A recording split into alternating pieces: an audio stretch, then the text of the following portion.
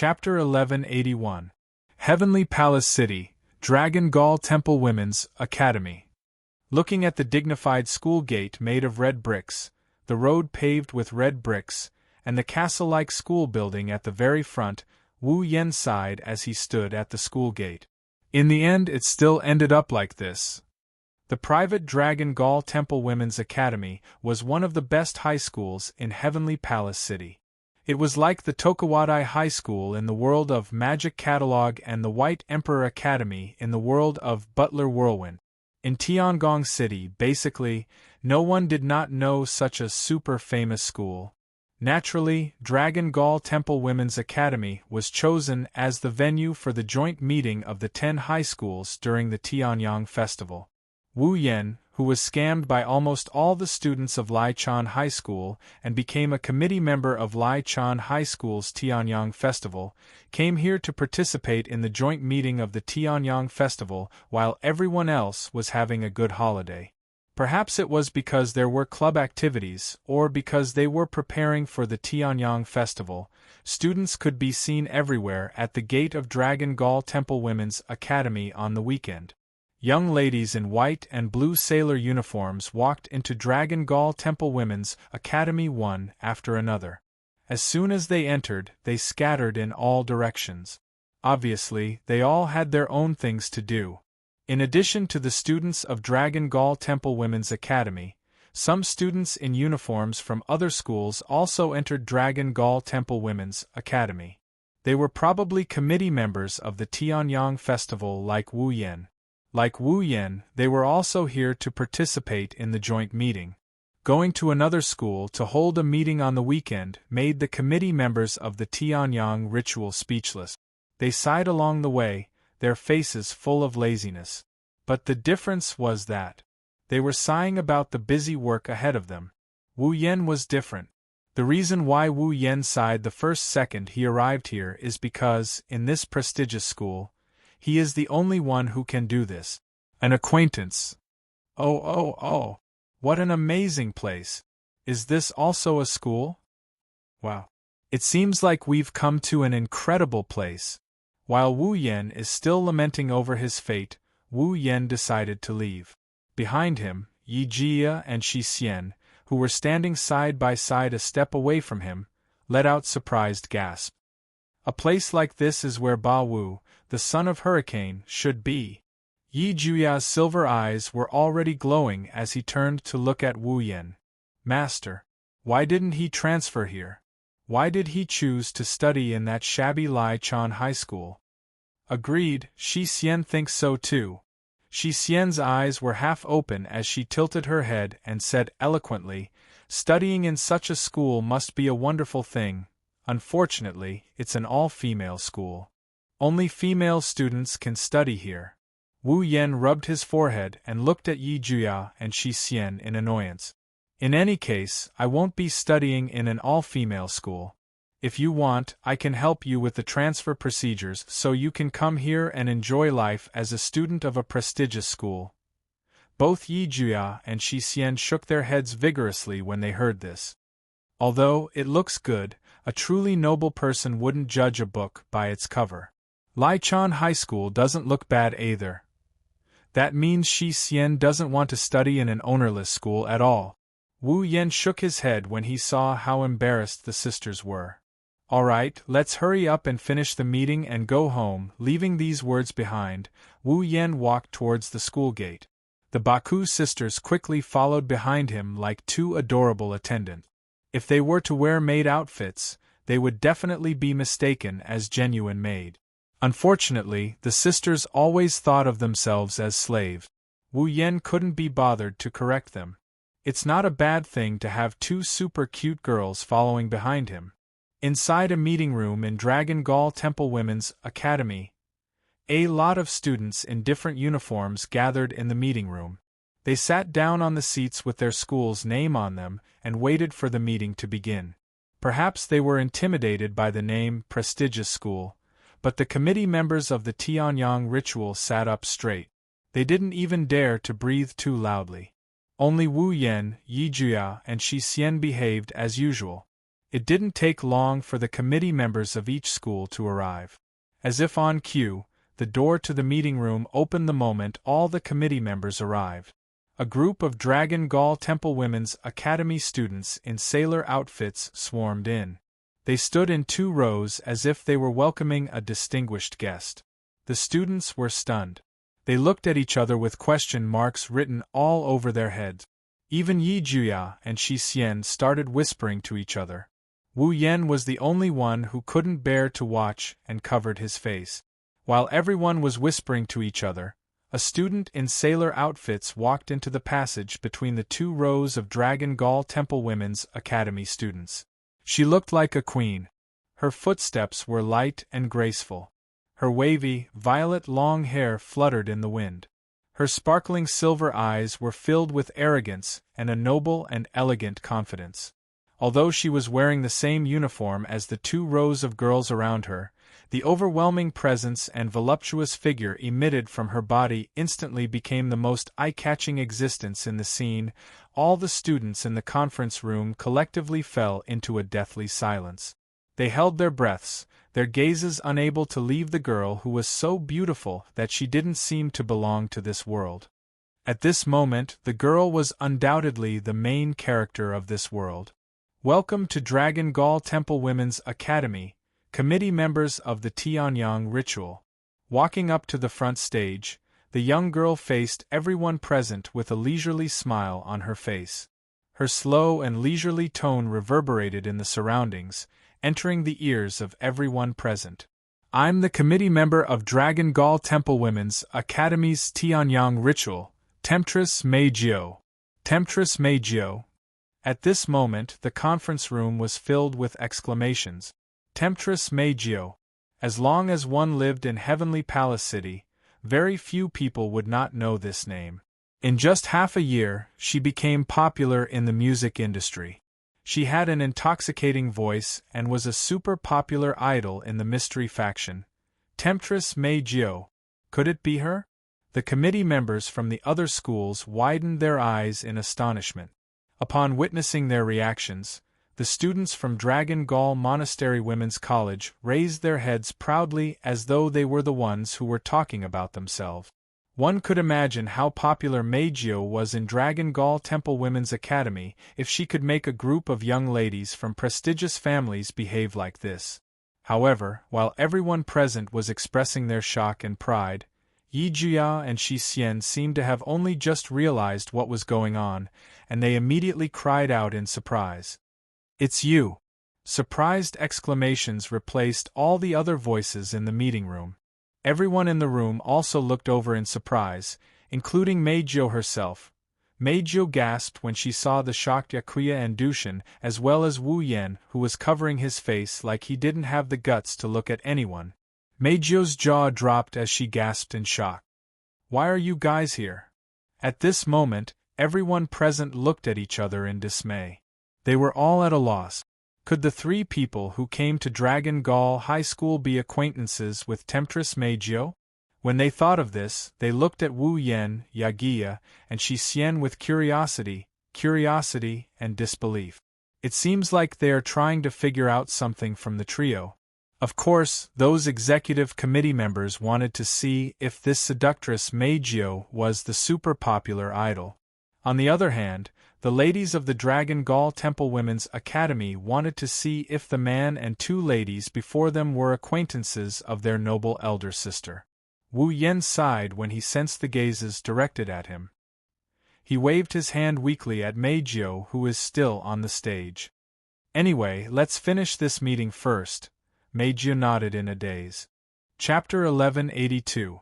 Heavenly Palace City in a house. Sitting in a luxurious reception room, Wu Yen looked around at the carefully designed windows and doors and the spacious balcony outside. He scratched his cheek. Are all idols this rich? Can you not make such a cheesy comment? Meijio, who was sitting on the sofa opposite Wu Yen, frowned and turned her head away unhappily. You're the first man to come to my house, it's okay to feel honored. Really? It has been a long time since I last saw you. Wu Yen nonchalantly picked up the cup filled with black tea and he took a sip of it. good tea leaves. Unfortunately, the brewing technique is a bit lacking, otherwise the taste would be even better. Era, you sound like you're really good at it. Meijio pouted like a child whose toy had been desecrated. You're a man, you can drink water, why drink black tea? Sorry, I'm a man who likes to drink black tea. Wu Yen raised his eyebrows and raised the cup in his hand. That's why I can say that about your tea. Since you know that it's me who made it, you should drink it with gratitude. Meijio's beautiful face was stiff. She turned her head and looked at the Bawa sisters who were happily pointing at the courtyard below. They seemed to be chatting about something. She sighed. Ah, why are you the committee member for the Tianyang festival at Lai Chan High School? It's not Yaguya or Shixien.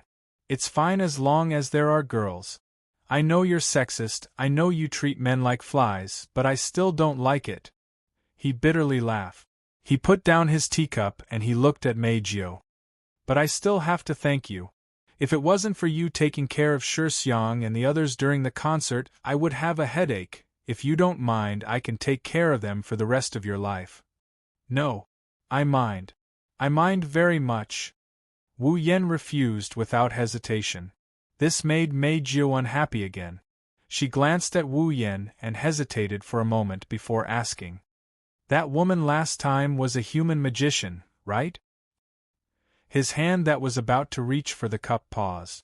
Wu Yen looked up. His gaze directly met the other party's somewhat serious gaze. He smiled. What's wrong? Are you afraid of trouble? Wu Yen mentally prepared himself for Meijio's rebuttal. Who would have guessed that Meijio would say something like that? Meijio nodded with a serious expression. I don't know how to describe it, but I can feel that person is different from the magicians I've dealt with before. He's dangerous. Wu Yen paused for a moment.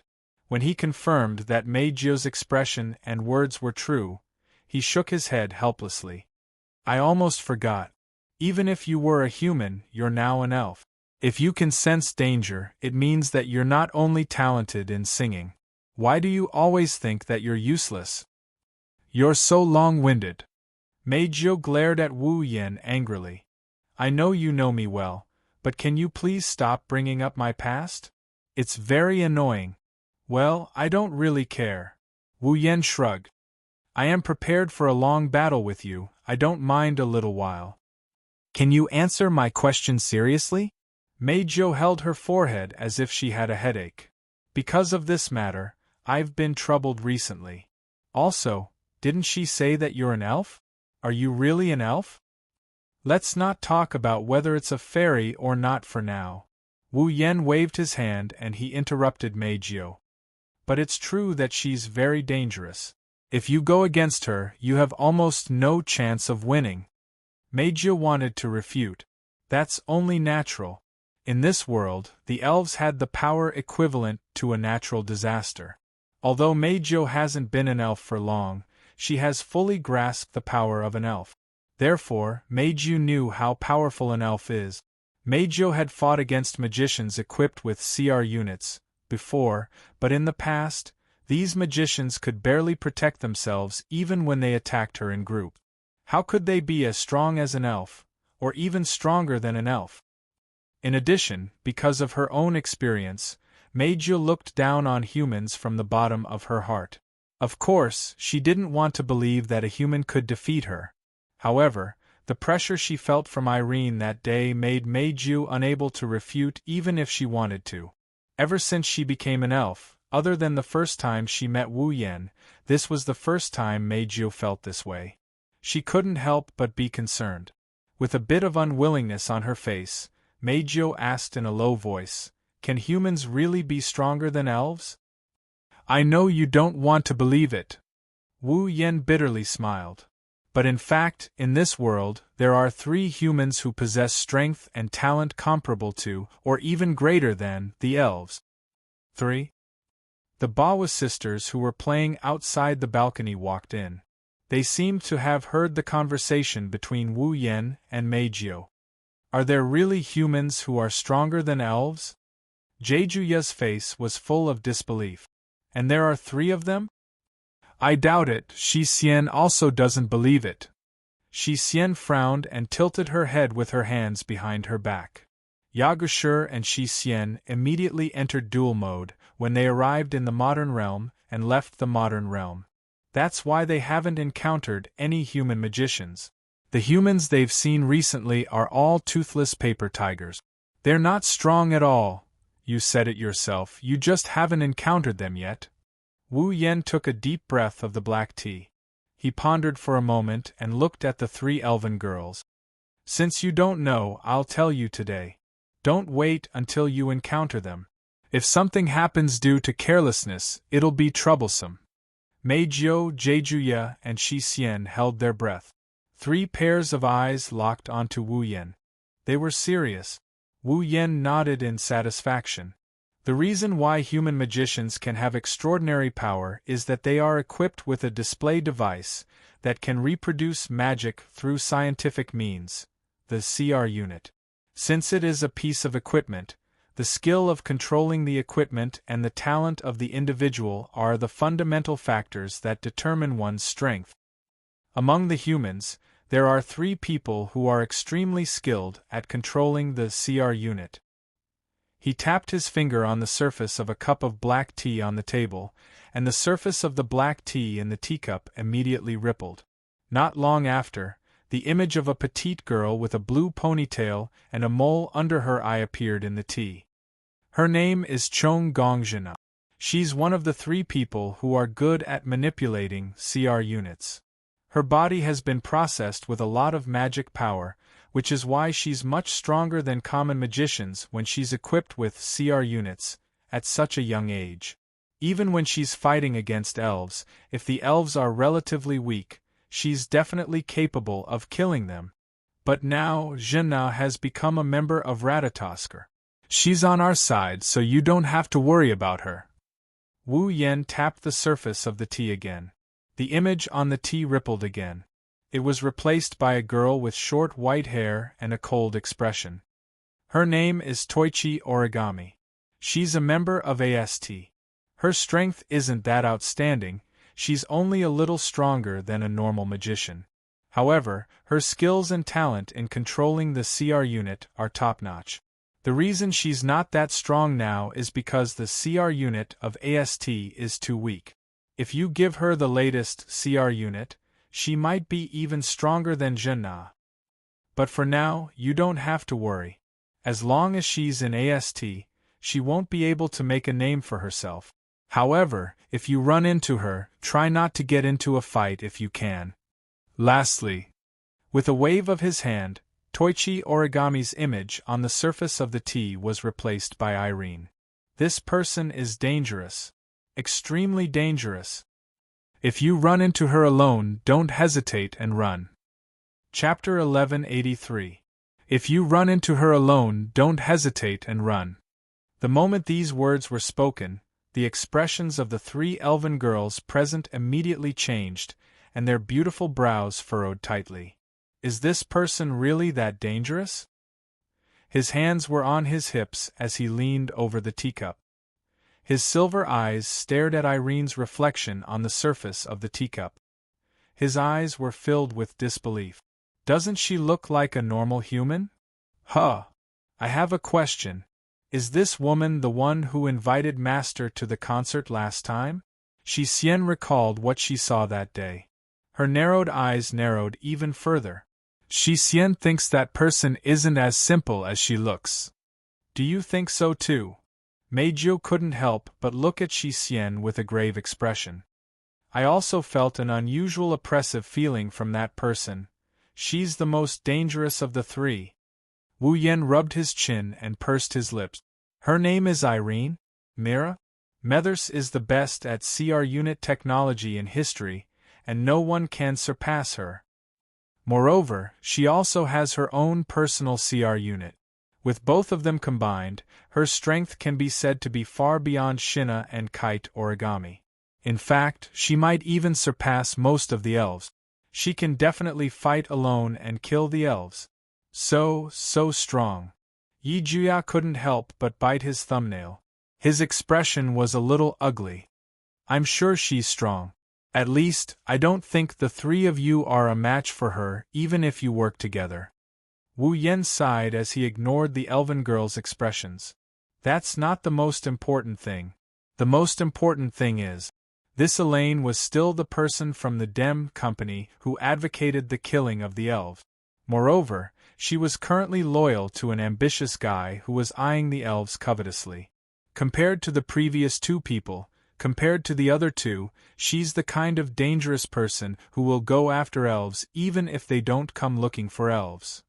So, Wu Yen warned Meijio, Yaguya, and Yuxian in a serious tone. If you meet her alone or even together, don't hesitate. Just run. Because, even if you don't have any enmity against her, she won't let you go. Following this sentence, the atmosphere at the scene suddenly dropped to the freezing point. Even the temperature was showing signs of dropping. At the very least, Meijio, Yakuya, and Dushin felt chills running down their spines when they heard Wu Yan's words. Perhaps she was trying to change the topic. Maybe she's trying to escape from reality.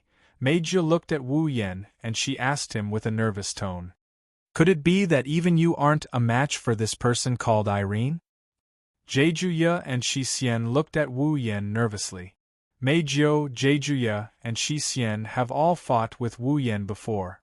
They were easily defeated by him. Jejuya and Shixian even joined forces and used their strongest skill, Angel. They couldn't even hurt Wu Yan. If even Wu Yan wasn't a match for this person called Irene.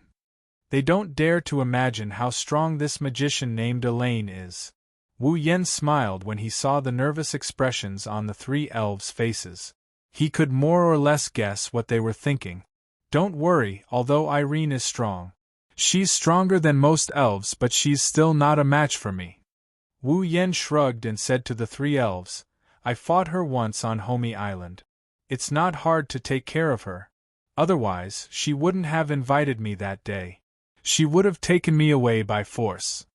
The three elves sighed in relief when they heard that. The heaviness in their hearts dissipated. What? Then this Elaine isn't that strong either.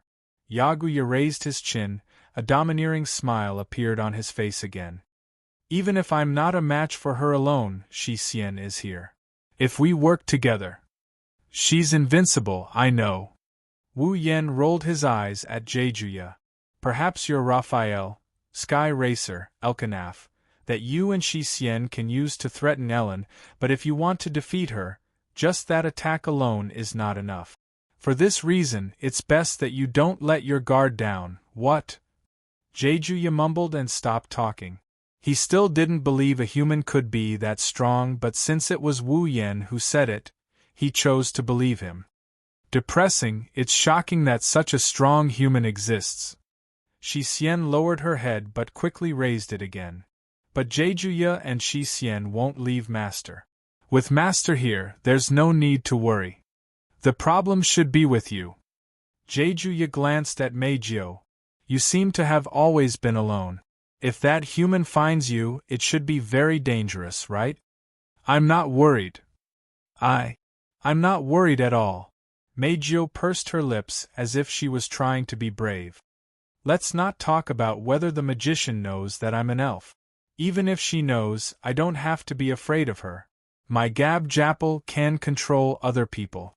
If I really meet her, even if I can't control her, I can control her companions to stall her and then escape. What if she doesn't bring her companions? Shixian hit the nail on the head. Won't you still be in danger? Meijio. Under the gaze of the three people present, Meijio opened her mouth, but she couldn't say a word. She could only shake her head in despair. We'll talk about it when the time comes. Wu Yan, Jejuya, and Shixian smiled bitterly. Wu Yan, in particular, had a troubled expression. He did not have to worry about the elf girls around him. Kodori, Toka, and Yoshino were all as strong as Irene, if not stronger. If Irene finds them, the telepathy spell on them will be triggered. Wu Yan can remove the seal and let them fight Irene. Jejuya and Shixian are just like what they said. It's hard for anything to happen to them if they stay by his side. Even if there was an accident and the Bawa sisters weren't by his side, with their combined strength, they should be able to resist Irene for a while. If they used Elkanaf, they might be able to counterattack and hold on until he arrived. Meijio, on the other hand, is isolated and helpless. If he was really found by the DM, then it would definitely be very dangerous. Hey, do you want to live with us? Jeju reminded Meijio out of kindness. Not only do we have Master here, we also have Kotori, Toka, and Yoshino. In addition to us and you, that's a total of 6 elves. No matter how powerful that Irene is, she can't possibly be more powerful than 6 elves working together, right? Consider it. Think about it. Yijuya is right. Shixien tilted her head. There are no more rooms in the house, but there are still sofas. We can barely fit one more person. You want me to live on the sofa? Meijio was shocked. Why would I want to live in someone else's house? Why would I have to sleep on the sofa? Yes. We're worried that you'll be in danger. No. I'm not in danger. I've been an elf for half a year and I'm still fine. What danger could I possibly be in? Refute. What if your identity is exposed? Yes. All right. Stop making wild guesses. Wu Yen stopped the 3 elves from making wild guesses.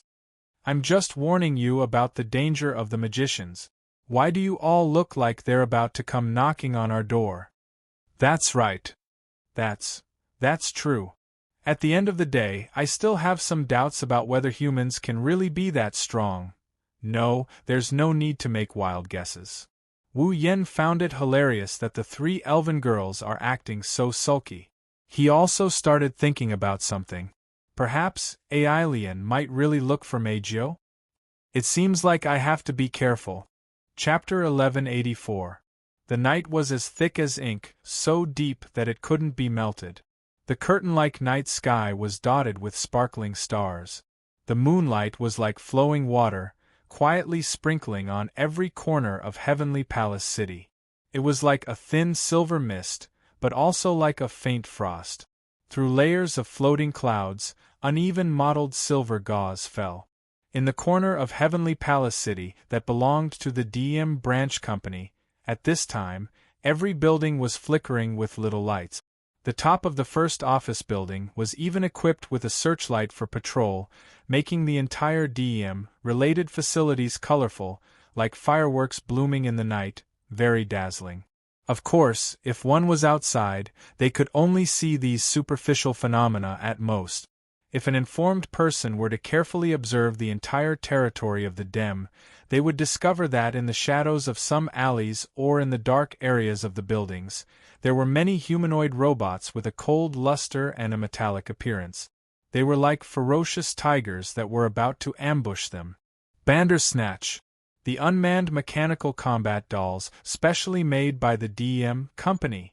In a corner that no one could find, these mechanical puppets were quietly lurking. While rotating the red light that looked like eyes to observe the surroundings, they moved their positions without anyone noticing, loyally guarding the entire territory of the DM Company. These Bandersnatch. Although in terms of combat power, they couldn't even compare to a person from AST, they won in numbers. With the Bandersnatch troops guarding the DM Company's territory, even if it couldn't be said to be foolproof, at least there would be enough spies to find the enemy and resist the foreign enemy for a certain period of time, allowing the magicians of the DM Company to rush over. The defense could be said to be tight. Unfortunately, humanoid robots would always be humanoid robots, no matter how many there were.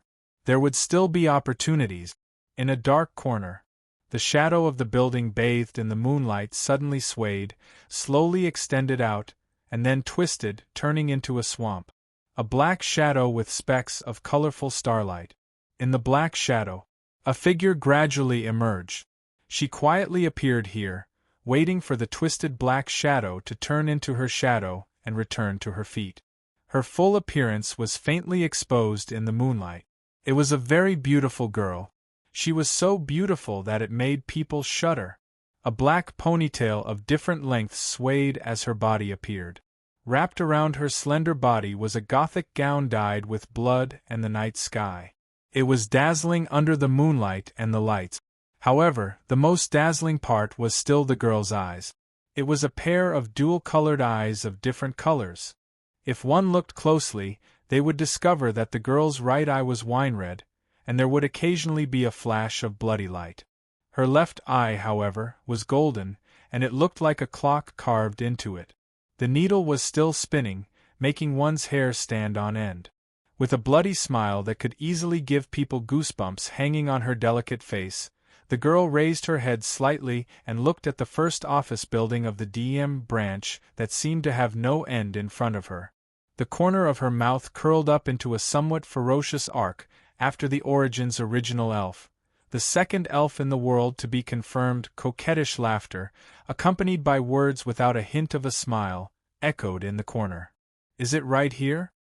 The person who came was Kurumi, who left at Suki's house and is looking for the second elf in history. Looking at the tall building in front of her, then at the complex of buildings around her, Kurumi's expression became slightly helpless.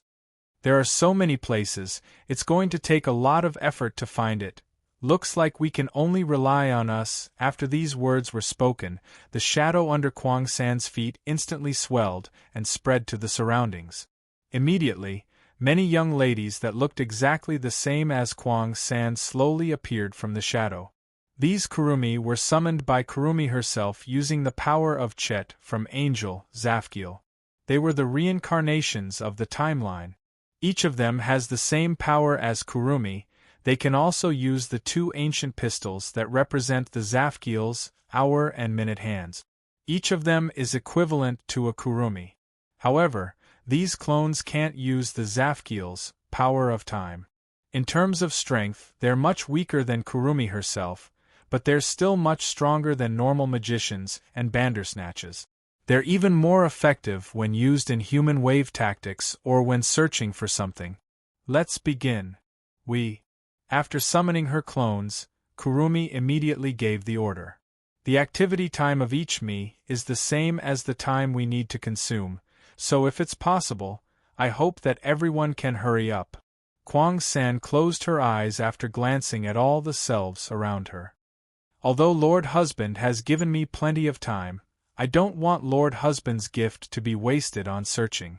Of course, Lord Husband's time, we can't, whatever, it's a waste. Hurry up, come on, let's search together. Countless Kwang Sans giggled. Then, they disappeared into the shadows with their strange laughter.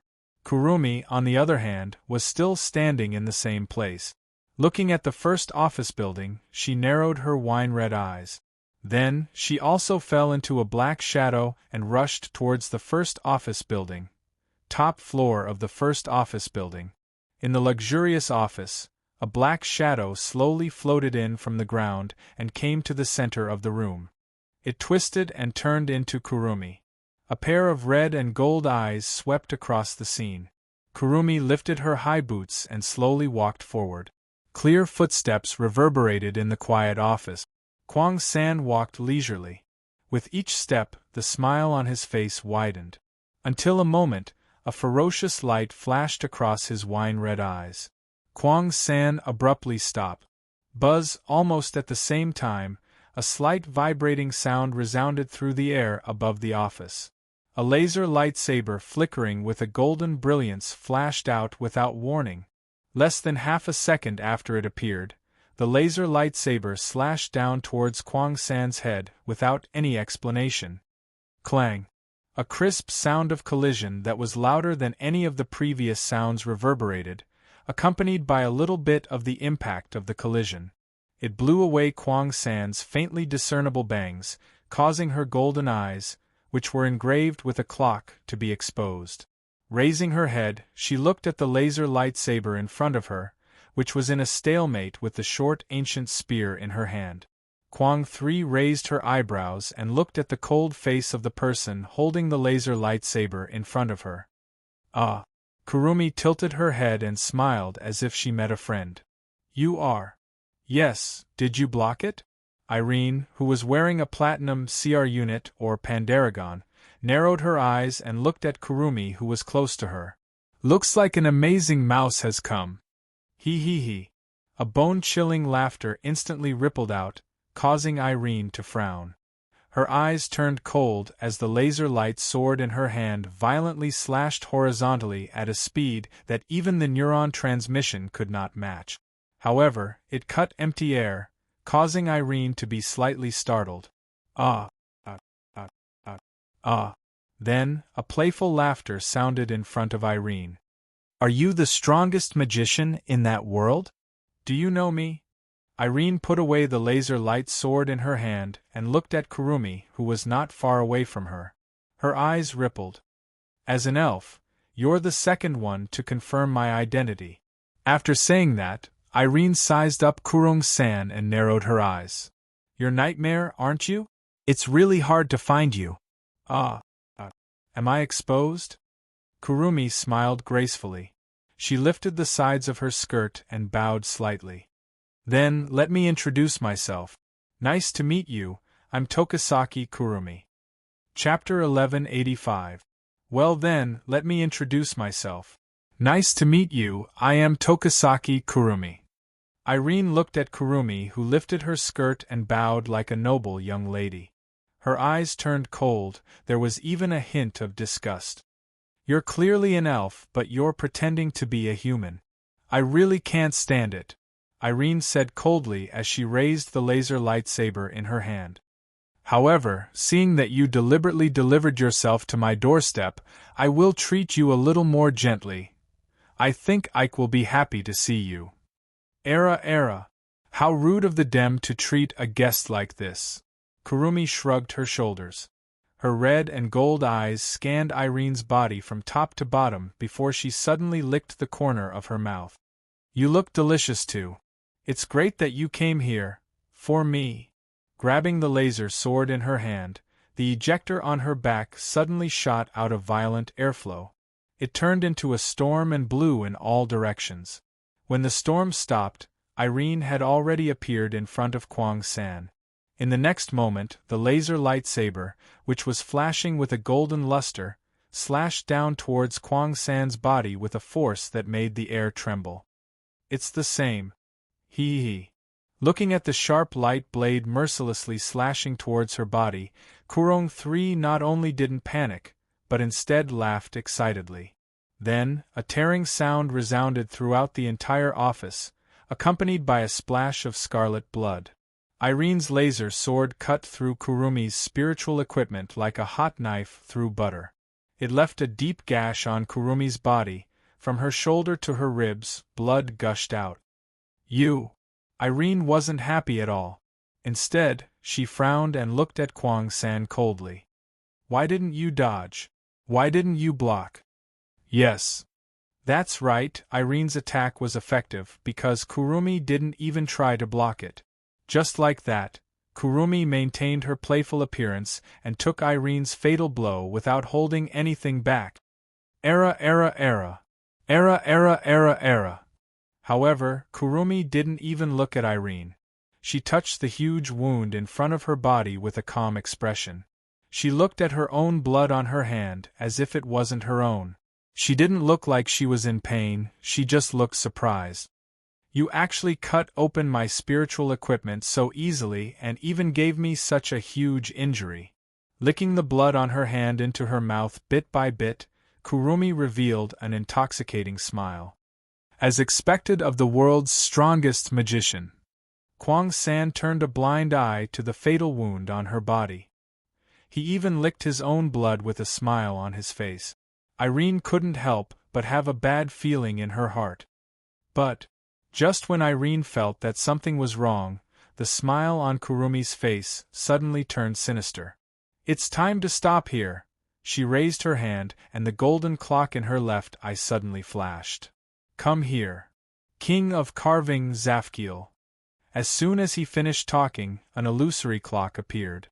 It was much taller than Kwang-san, and it looked like it was drawn on the wall. From inside to outside, it rapidly formed and floated behind Kwang-san at a speed visible to the naked eye. "This is an angel," Irene's pupils constricted as she slashed with her laser sword again. I won't let you get away with it. Era, don't worry, don't worry. With a smile on her face, Kurumi directly used her hand to block Irene's laser sword. She ignored the blood splattering around her arm and her broken fingers. She only had one hand left. He held an ancient short spear in his hand. Now it's time to enjoy. After saying this, Kurumi pointed her antique handgun at the Roman numeral 4 on the huge clock behind her. Bullet of 4, Dalit. A chant-like voice reverberated in the surroundings. Soon after, a stream of black-red airflow slowly floated out of the Roman numeral 4 on the clock and instantly drilled into the muzzle of the antique handgun in Kurumi's hand. Irene thought Kurumi was going to fight back. Her body tensed up and her brain started sending commands to the CR unit to prepare for a counterattack. Wah! However, Kwang San's next action shocked Irene. This was because the muzzle of the ancient short spear in his hand was pointed at his forehead. You! Irene screamed subconsciously. Kurumi smiled. Then, Irene saw Kurumi pull the trigger of her gun without hesitation. Bang! An echo-like gunshot echoed. Kurumi's head shook as if she was shot. No matter how you look at it, it looked like she committed suicide. But, in the next second, even Irene could not help but begin to doubt her own eyes. Under Irene's attentive gaze, the huge wound on Kurumi's body, as well as the hand that was dripping with blood due to catching the laser lightsaber with his bare hands, actually recovered rapidly. In less than a second, Kwang San was perfectly fine. Hee. Under Irene's gaze of disbelief, Kwang San once again let out a horrifying laughter and raised her recovered hand high. A long-barreled rifle appeared on top of the building. What a pity! Although I really want to try what it feels like to be killed by the world's strongest magician, I can't waste the time given by my husband. Shaking her head regretfully, Kurumi looked at Irene with a bloodthirsty smile on her face. Let's end it here. After saying that, Kurumi once again raised her gun and pointed it at the Roman numeral 1. Aleph. Black and red streams of air flowed out from the one character on the huge clock, and were sucked into the ancient handgun in Kwang San's hand. Once again, Kwang San pointed the muzzle at her own temple without hesitation, and pulled the trigger abruptly. Bang! Bang! Humph! The moment the gunshot rang out, Kwang San's figure also disappeared. Before Irene could react, a muffled sound rang out. A sharp pain came from her body, causing her to let out a muffled groan. Her body was sent flying without any warning. Feeling the sharp pain coming from her body, Irene's mind went blank. However, she quickly adjusted her body. The propellers behind her operated violently, pushing her forward. She took a step in the air and rushed forward. Bang! However, just as Irene stabilized herself, another muffled sound rang out. This time, Irene felt a sharp pain from her back and a strong force. She was directly knocked down and smashed into the ground, creating a hole in the fragile floor. However, Kurumi, who had appeared at Irene's original position, frowned slightly. On his body, a bleeding wound appeared out of nowhere. Raising her eyebrows, Kurumi touched the wounds on her body and said in a praising manner, "You used your Tori to capture me and launched an attack at the same time I attacked. You're pretty good, same here." Irene stood up and stared at Kurumi. Her face was solemn. "I didn't expect Nightmare to possess such a level of power. I've really underestimated you, but—" Irene pointed her lightsaber at Kurumi and said expressionlessly, "If this is all you got, you have no chance of winning." "Ah, it seems like I've been underestimated." Kwang San covered her mouth in surprise. She couldn't help but laugh. Her golden eyes flashed with a little bit of light. "Looks like we'll have to rely on us if we want to kill you in a straightforward manner." "Us?" Irene frowned and narrowed her eyes. "Did you bring a companion? What do you think?" Kwang San put a finger on his lips and smiled evilly. "Take a guess." Humph! Irene snorted. She waved her lightsaber and raised her free hand. What a pity. If we're comparing numbers, our side seems to have the advantage. Chapter 1186. What a pity. We seem to have the upper hand in terms of numbers. As this sentence came out, outside the window of the first office building of the DM branch company, blurry black shadows suddenly soared into the sky from below and flew past. Amidst the pushing sounds of ejectors, they drew a smooth trajectory and rushed over violently. Bang, bang, bang, bang. Amidst the continuous shattering sounds, the office windows were mercilessly destroyed. The blurry shadows rushed over and directly broke the windows.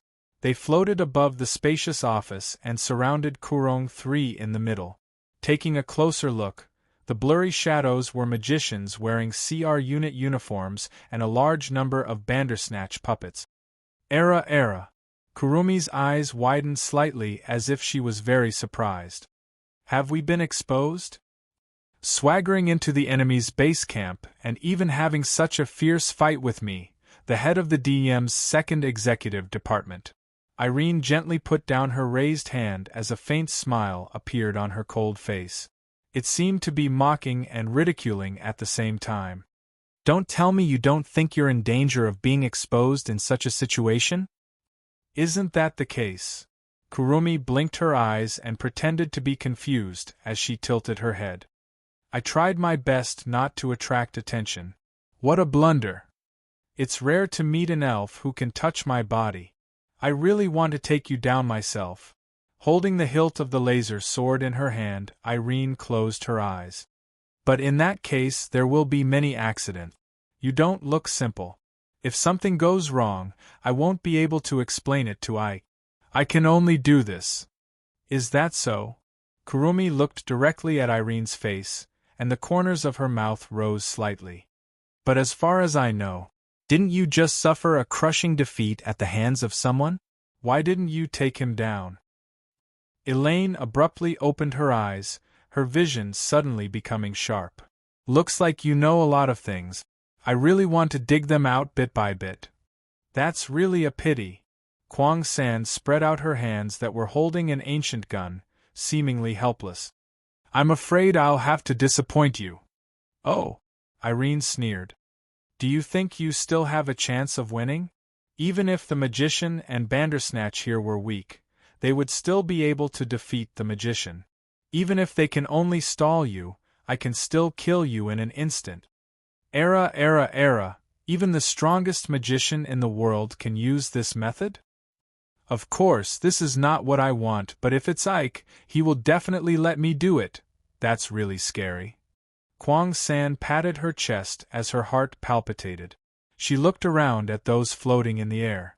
Magician and Bandersnatch, who had surrounded their dem, suddenly started to laugh. However, if it's a human wave tactic, we can also use it. Hearing this, Elaine was startled and her expression changed. Under Kurumi's feet, the shadow, which had a very weak presence, suddenly distorted and turned into a circle of black shadow with rainbow-colored spots. It suddenly spread out in all directions. A shock-wave-like barrier expanded and instantly covered every corner of the field. Everyone seemed to have fallen into a world of darkness. The magicians of Dem were already slightly panicked, but then, an indescribable sense of exhaustion filled their bodies. Ugh! What's going on? Strength! The group of magicians who were floating in the air of the office let out panicked cries.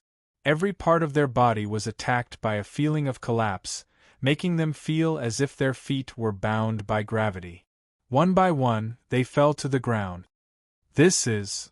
The moment Irene realized something was wrong, she immediately activated her Tori to avoid the same ending as those Dem magicians.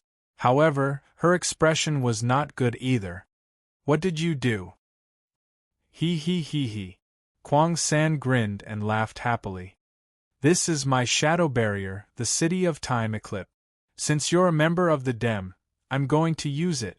You should have heard about it from Ms. Shina, right? A barrier that can devour other people's time. Irene clenched her teeth, but she quickly recovered. Not bad. Unfortunately, it doesn't seem to work on the Bandersnatch. Didn't I tell you? Kurumi tilted her head. We also have a human wave tactic on our side. As soon as he finished speaking, maniacs dressed in spiritual equipment appeared from the City of Time Eclipse with sinister smiles on their faces. Their numbers were more than the number of Bandersnatches that filled the sky. Irene's pupils shrank and her expression turned gloomy. I see. Is this what they mean? Yes. That's how it is. Kurumi kissed the musket in her hand and smiled. What do you plan to do, Ms. Magician? Humph. Irene's body floated up as she was shrouded in Tertori. Her eyes were cold and murderous.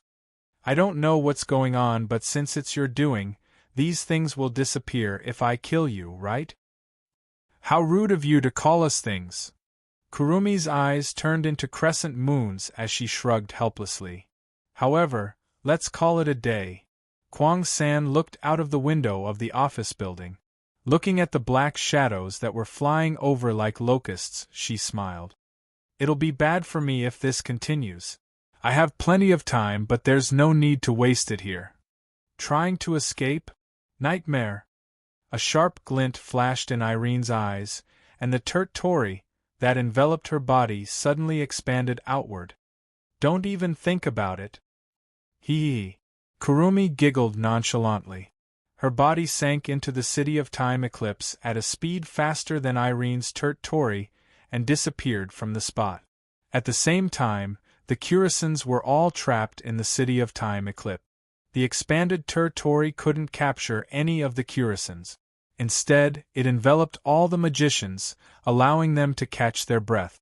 I haven't accomplished my goal yet, Ms. Irene. A voice echoed from the bottom of the abyss. It reverberated in the office and entered Irene's ears. One day we will meet again. She narrowed her eyes and quickly scanned the area with the detection function of the CR unit. Naturally, she found nothing. Did they escape? She turned her head away and looked out of the window. She could vaguely see black and red figures rushing out of the building that belonged to the Dem. They hid in the shadows and disappeared. Taking a deep breath, Irene lowered her body and retracted her CR unit. She glanced at the Dem magicians who were moaning in pain and fell silent. Thank you for your hard work. At this moment, Will Scott, who was wearing a suit, walked in from the door. He raised his eyebrows when he saw the magician lying on the ground. What a big fuss, it's a pity. Irene shook her head. In the end, she still managed to escape, it's fine. At least we know Nightmare is still active in Heavenly Palace City. That's enough. Will Scott waved his hand and glanced at Irene. What do you think? Can we defeat her? Of course. Of course. Irene didn't even hesitate for a moment before answering decisively. She's much stronger than the intel said, but if she's only at this level, defeating her is only a matter of time. That's good. Will Scott nodded. He looked out the window. A trace of cunning flashed in his eyes. Chapter 1187. Night. Fu Wu Yen let out a sigh of relief as he lay in the bathtub. His expression was one of comfort and fatigue. Needless to say, he's feeling good because he's soaking in hot water. It's like he's in a hot spring. Of course, he's also tired because of the Tianyang ritual during the Dragon Gall Temple Women's Academy joint meeting. Wu Yen was tired after discussing the location, type, requirements, and budget allocation of the various activities with the committee members of the Tianyang ritual. Even though he did visit Mei Jiu's place to rest for a while, he still had to report to the teachers and the people in charge of the various activities in Zen High School about the matters that were decided during the joint meeting and his arrangements for the Tianyang ritual. With so many miscellaneous matters piled up, he couldn't help but feel tired. Of course, compared to physical fatigue, mental fatigue was undoubtedly more serious. After all, dealing with such a large amount of information and intelligence, and having to run up and down, taking care of this and that, it wouldn't be strange at all if they collapsed from the pressure. Fortunately, Wu Yen is a true ancestor. He didn't feel any fatigue at all. With his perfect memory ability, he didn't forget a single detail even though there were so many things piling up in his mind. In the end, he managed to deal with it. Still, exhaustion is a given. Wu Yen even thought that instead of having to deal with so many things, he might as well have a fight with someone of the same level as him. That way, he wouldn't be as tired as he is now. He finally understood. He's not good at this at all. If it's Shoujo Misaki or Kodori, they should be able to easily deal with these troublesome matters. If it's Yukari, she wouldn't even need to think about it, she'll come up with a plan right away. She'll throw it to someone else and they'll be able to do it perfectly. Maybe even Hinajuku and Mikoto would be better than him at handling these things. He's really not cut out for this. While Wu Yen was mulling over these questions, suddenly, something happened. Outside the bathroom, a rustling sound entered his ears, interrupting his contemplation. He was startled and puzzled. This voice, why did it sound so familiar? It sounded like the sound of clothes being taken off.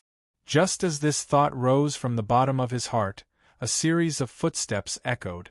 As they gradually approached, Wu Yen cried out in his heart, "This is bad." Among the members of the Wu Yen family, there were 7 of them: Wu Yen, Kodori, Toka, Yoshino, Yakuya, Yuhen, and Shirori. Other than Wu Yen, the rest were all women. No matter who came in, if they caused a commotion, the only one who would be injured would be Wu Yen. Immediately, Wu Yen hurriedly said, "Who is it? There's already someone in the bathroom." Ah! Perhaps they were startled by Wu Yan's voice. There was a small exclamation outside the bathroom, followed by a moment of silence. Wu Yen thought the other party had already left. Who knew, after a moment of silence, the sound of footsteps could be heard again. Before he could react, the glass door of the bathroom was abruptly pulled open. Then, a pair of identical sisters wrapped in only a bath towel walked in. Wu Yen stared at the scene. "Yakuya!" Yuhen, the corner of Wu Yan's mouth twitched as he looked at the Yamato sisters who barged in with blushing cheeks and their gazes drifting around. "Didn't I tell you there's someone in there? It's because we know you're in there." Yakuya pursed her lips with a blush on her face. She lowered her head with a red face and said in a mosquito-like voice, "Yuhen and I, that's why we came in." Wu Yen almost couldn't believe his ears. His face was full of shock. "You came in because you knew I was in there?" Of course, Yuhen can prove what Yakuya said is true. Yuhen's cheeks were also flushed, but her expression was calm. It made one wonder if the redness was caused by shyness or because of the hot air in the bathroom. "Did we cause trouble for Master?" "Rather than trouble, it's more like surprise." Looking at the 2 elven girls' rosy white skin, Wu Yan's expression became unnatural. "Why did you do this? Is it because of the duel with Toka and Yoshino?" It wasn't unreasonable for them to say that. Once upon a time, Yagoya, Yuhen, Toka, and Yashitsuna fought over the right to sleep with Wu Yen. Their goal was to make Wu Yen feel comfortable in the shower. Wu Yen didn't know why there was such a duel, but at that time, the 4 elven girls attacked him in pairs while he was bathing. They did everything they could to make him feel comfortable. They massaged his back, they washed his back, they even wanted to wash his entire body, forcing Wu Yen into an abyss of suffering. Because at that time, Shirori found out about the duel between the 4 elven girls without any concealment. Thus, during the entire duel, Shirji stood outside the bathroom with a murderous expression, ready to rush in if she heard any discordant sounds and stab Wu Yen. How could Wu Yen not feel like he was in an abyss of suffering? Now 2 elven girls barged in while he was bathing. It's no wonder Wu Yen thought that way. Unfortunately, he was wrong. "Our duel with Toka and Yoshino ended before the sun even set," Yakuya said. "We didn't come here for a duel." "Then this means that Yi Juya and Shi Xian only made this decision according to the records in the book," Shi Xian said in an incomparably calm tone, as if he didn't shock everyone to death. The book said that if a girl can rub a guy's back while he's bathing, the guy will be happy. Let's just ask. Wu Yan's eyebrows twitched a few times as he asked with a dry laugh. That book. What's it called? Yakuya and Yuhen looked at each other. I think it's called something like a growth record. Memories, Yuhen. I think the female lead is the male lead's aunt. Okay, my bad, I shouldn't have asked. Then? Yakuya looked at Wu Yan with a blushing face. He asked Wu Yan with a pitiful look. Can we rub Master's back? Uneasy. Yuhen's silver eyes rippled, she seemed to be in a daze. If it's Yakuya and Yuhen, can't we? And no. Wu Yan's face stiffened. He couldn't help but look at the Baku sisters who are half covered by the towel while the other half is exposed to the air. He gulped and bitterly laughed. But, isn't there a dangerous person at home? If you're worried about Shiori, then it's fine. Yakuya explained. Shiori just went out. Went out? Of course. Shisien nodded heavily. We don't have enough ingredients at home. We still need to make breakfast, so Shiori wants to buy some from the supermarket that's open at night. She won't be back for a while. Wu Yan's bitter smile deepened. Isn't this forcing me to commit a crime? Yakuya and Yuhen looked at Wu Yan's bitter smile and pouted. They looked like they were abandoned and complained in unison. What? Could it be that everything in that book is fake? Master isn't happy at all. Reflect on yourself. Even if it's a book, some of its contents are lies. Yuhen thinks it's better to change to another one. Change to another one? Are there any other books? Remind me, Yakuya, did you forget? There's another one called Ventriloquism in the Dark. This time, Wu Yan couldn't keep quiet anymore. I know. He quickly raised both of his hands and made a surrendering gesture. Wu Yan revealed a smile that's uglier than crying. Then back rub it. Back rub is good. I like back rubs. Yakuya and Yuhen looked at Wu Yan again and tilted their heads in confusion. Really? Really? Wu Yan answered weakly. It can't be helped. That ventriloquism in the dark can be easily guessed by just listening to it. If Yi Jiao and Shi Xian were to really do it, they might as well take advantage of Shiori's absence to take advantage of it. It's less risky, isn't it? Chapter 1188. So comfortable, agreed, Shi Xian feels like she's about to melt. The moment they soaked themselves in the bathtub, Yagiya and Shi Xian let out moans of pleasure.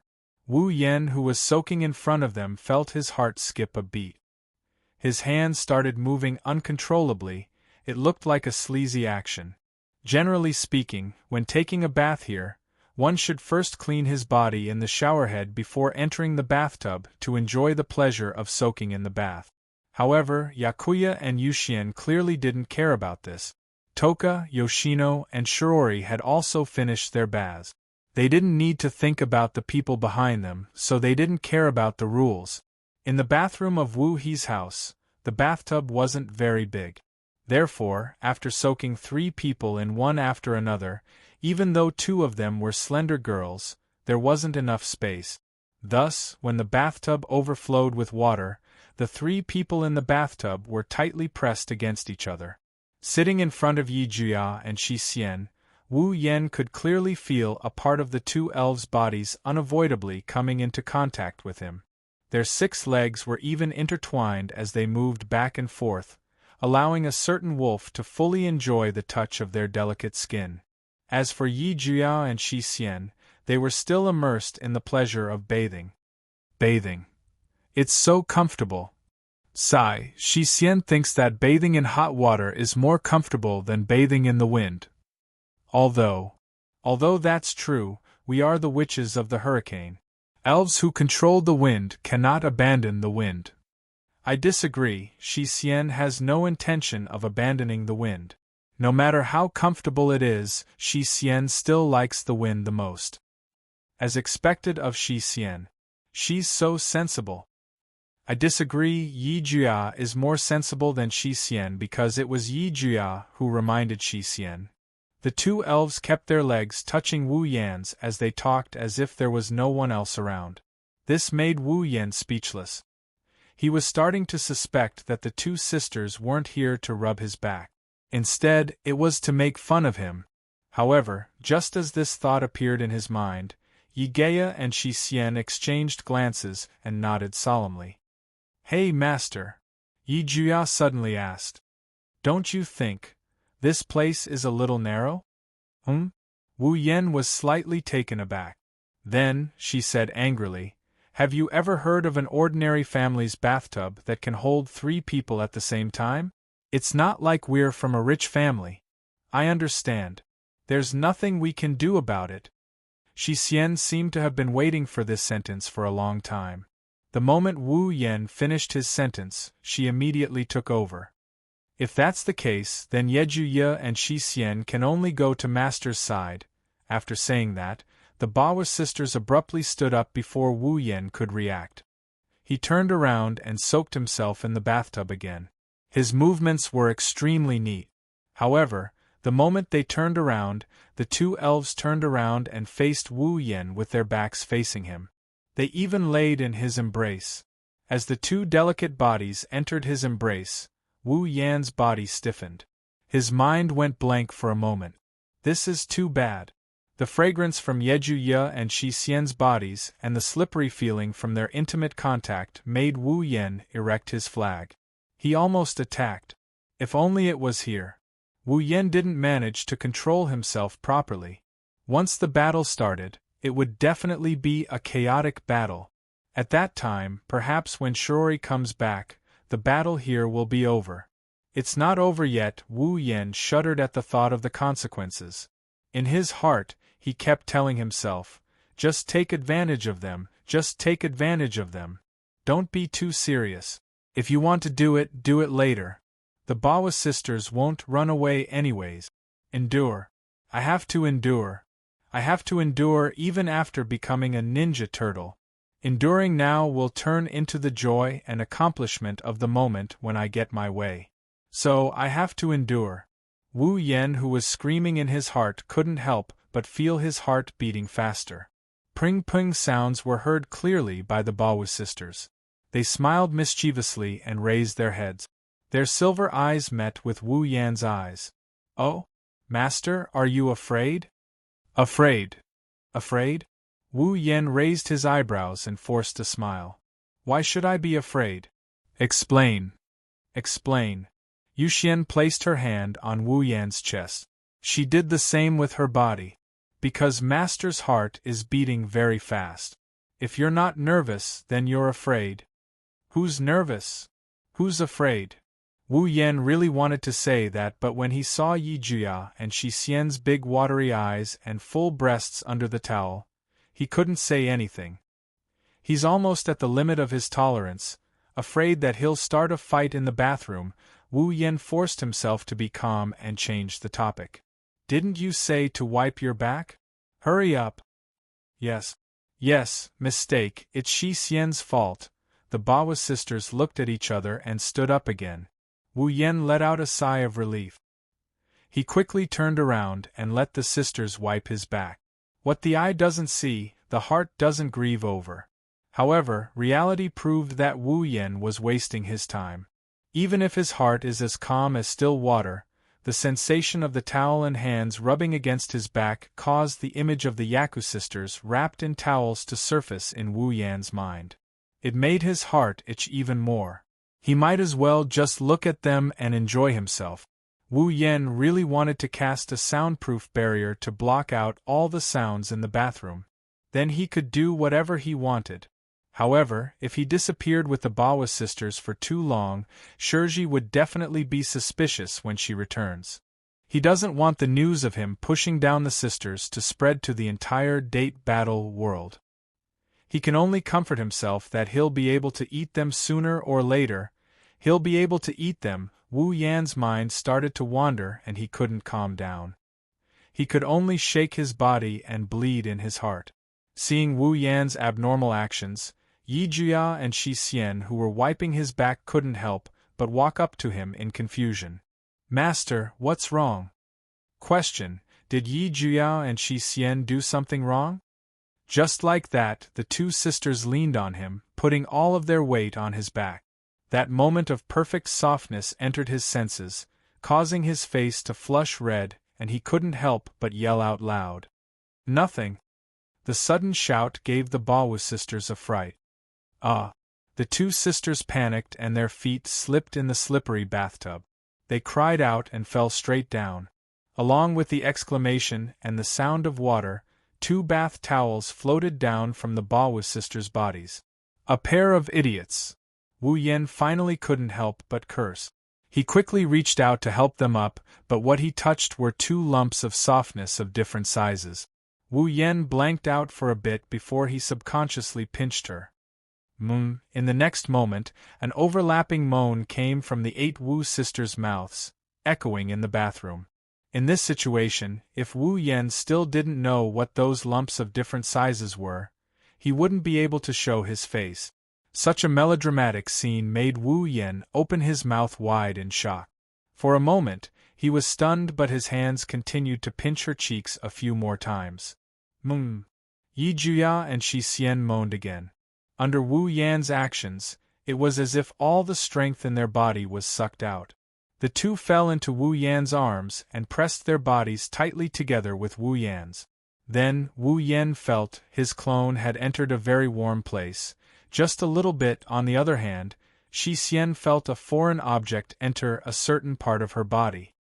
No way. Unparalleled pleasure rushed through Wu Yan's body. He realized that he encountered a very bad situation. Wu Yan's rationality almost exploded. Gritting his teeth, Wu Yan took a deep breath. I don't care. Even if I can't push, I have to take advantage of them. After saying that, Wu Yan reached out his evil hands. In the bathroom, there were 2 delicate voices that sounded like they were gasping for breath. They couldn't help but fluctuate. This scene lasted for a full 30 minutes until Shiori came back. Then, it quietly stopped. Chapter 1189. Heavenly Palace City, Dragon Gall Temple Women's Academy. Meiju was sitting at the head of a conference room.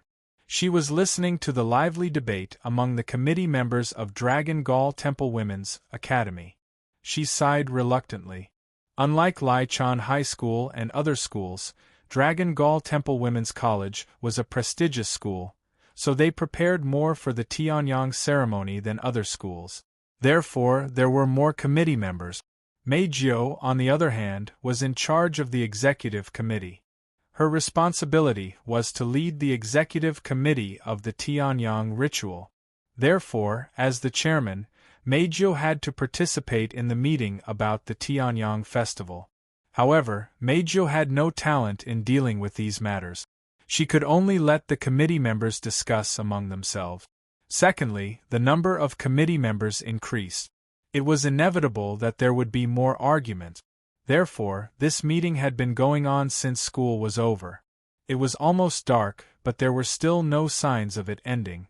As for how much of the content discussed in the meeting was useful, Meiju still remembered at first, but under the discussion of the executive committee members, Meiju had forgotten all about it. In other words, the topic and content of the discussion among the committee members had gradually deviated from the main topic and became somewhat similar to a quarrel. Glancing at each and every one of them who were frowning, he tried his best to raise his voice. Meiju finally started to feel impatient as the committee members were arguing with each other. Meiju took out her phone and looked at the time displayed on it. She then looked at the dusk that was gradually being replaced by darkness. She frowned slightly and stood up. It's getting late. We'll discuss the rest tomorrow. Let's call it a day. Hearing Meiju's words, the committee members who were arguing in the meeting room couldn't help but become restless. But big sister, we have other work tomorrow. Yes, sister, if today's work and tomorrow's work pile up together, we won't make it in time. The committee members all spoke with a difficult expression, but it made Meiju raise her eyebrows.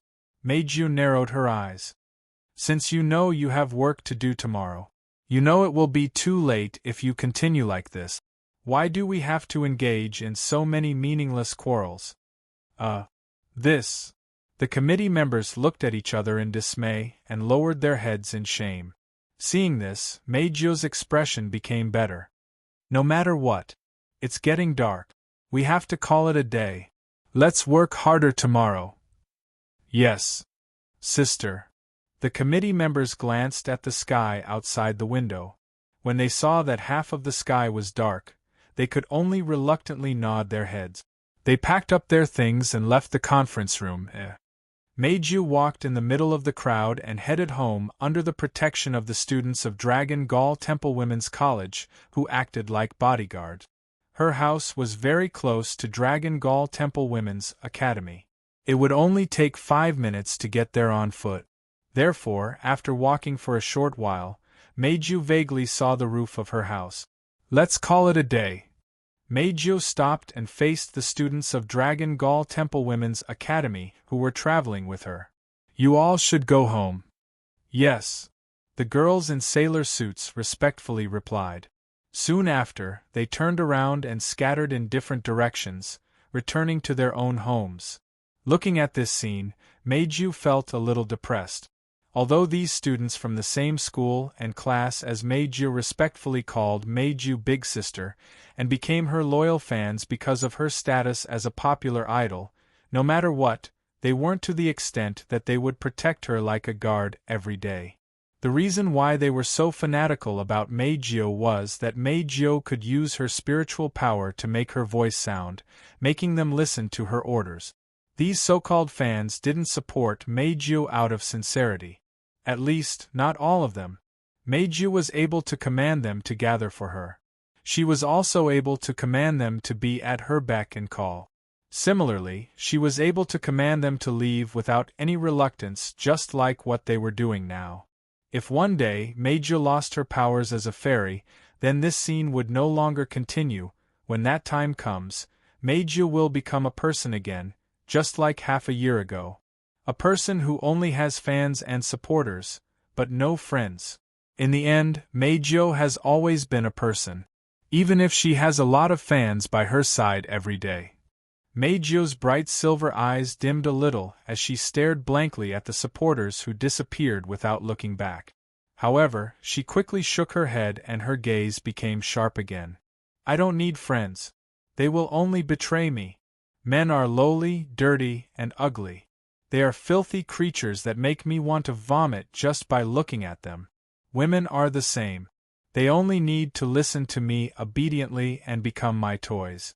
That's enough. Humans are not to be trusted. That's why I can't have any expectations. I must distance myself from them. From the beginning, Meiju only has her voice. Meiju kept telling herself that in her heart. Her gaze became sharper and sharper. However, at this moment, a black-haired, red-eyed figure flashed through her mind. At the same time, a string of words flashed through her mind. Before you choose to believe me, I will always have hope and wait for you to believe me. That's why, Meiju, you must help me. Before you use your real voice to sing, I will always wait. As these words surfaced, Meiju's sharp gaze suddenly froze. It gradually shattered in an uncontrollable wave, and her heart was also in a mess. Ugh! Damn it! Meiju stomped her feet angrily as if she didn't want to admit that she was in such a state of mind. She was exasperated that she didn't meet her expectations. He's just a man. What right does he have to say that and help me? Do you think I'm a philanthropist? Acting so cool? Why do you care about a man's words?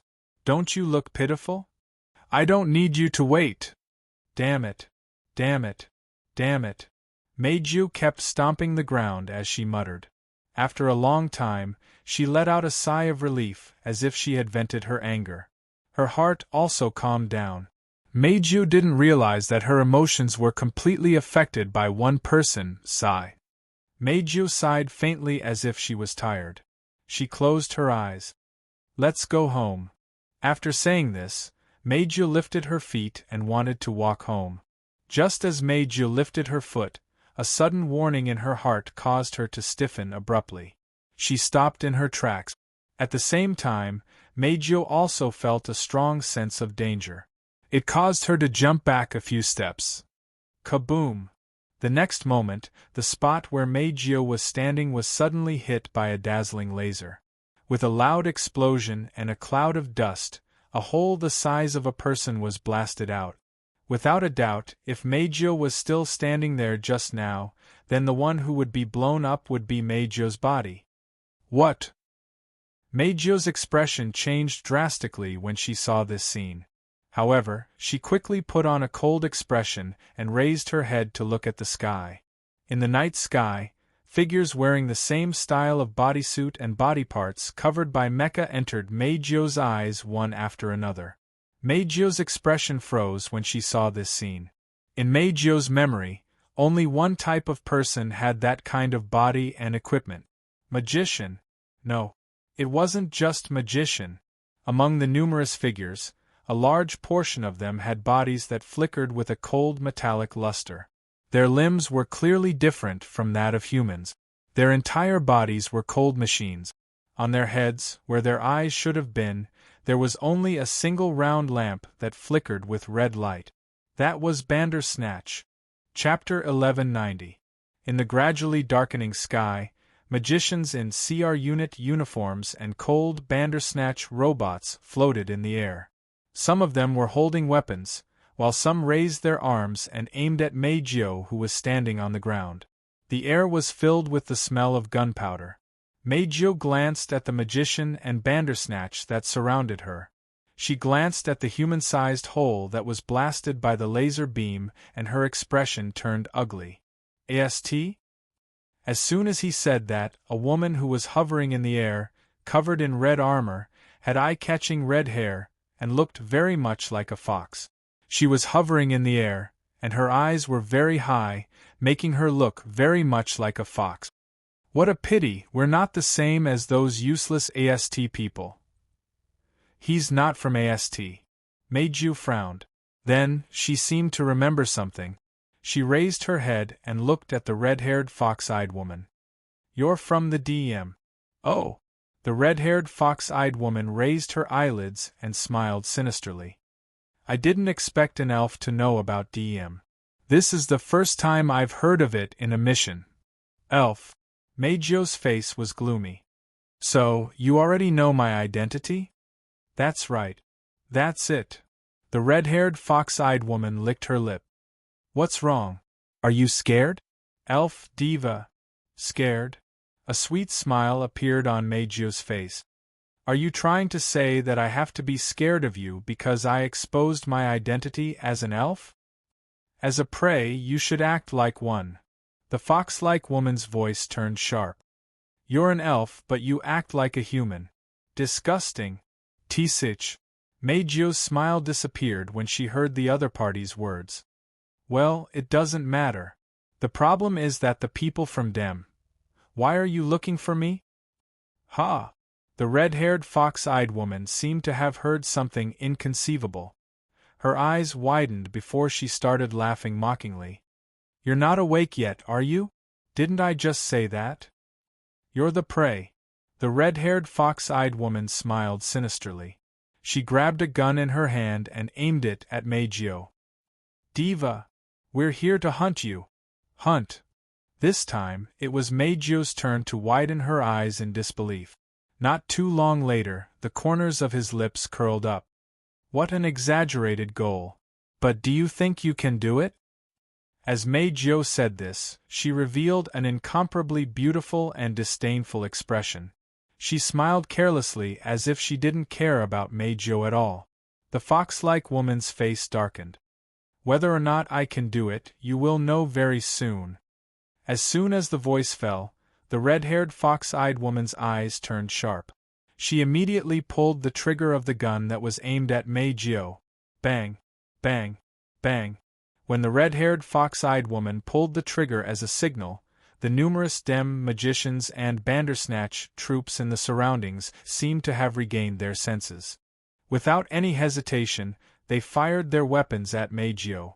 Amidst the chaotic sounds of gunfire, missiles and lasers rained down from the sky like a torrential downpour. Bang! Bang! Bang! Who knows if the evacuation order was issued in advance or if there was no one around to begin with. Amidst the continuous explosions, not a single ordinary person popped their head out. Plus, there weren't many buildings here, so the magicians of Dem were able to unleash the power of their weapons to their heart's content. Bang, bang, bang, bang, bang, bang, bang, bang. After a few minutes of concentrated shooting, the group of DM magicians and Bandersnatch finally stopped their attack as though they had run out of ammunition. Silence was restored between heaven and earth. What's wrong? Bang. That's it? What's so great about elves? Under the concentrated fire of such a weapon, even an elf would not be able to escape unscathed. That's what bang, bang, bang, bang, bang, bang. The red-haired fox-eyed woman and the other magicians froze for a moment.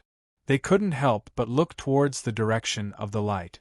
Then, an illusory and intoxicating voice echoed from the center of the smoke and dust. It was like an echo from the center of the light. Bang, bang, bang, bang, bang, bang, bang, bang, bang, bang, bang. At the same time as the voice echoed out, the flashes within the smoke and dust suddenly exploded, blowing away all the smoke on the ground. Meiju was wearing a gown that looked like it was made of light. Behind her was a huge pipe organ. In front of her floated a long keyboard made of light. She had a smile on her face as she looked at them. With a smile on her face, she reached out her hand and pressed on the keyboard of light. The crisp sound of a zither vibrated, mixed with a violent whirlwind-like shockwave, madly rushing towards all the Dem magicians in the sky. Bang, bang. The sound waves reverberating in the air hit the Dem magicians and the Bandersnatch robots like a gust of wind. Dong! With a loud and clear sound, screams of agony replaced the sound of the zither and reverberated in the air. Other than the Dem magician who had cast his Tori, just in time like the red-haired fox-eyed woman, all the magicians and Bandersnatch emitted white smoke and fell heavily to the ground. The Bandersnatch, which had no ability to make decisions on its own, fell to the ground.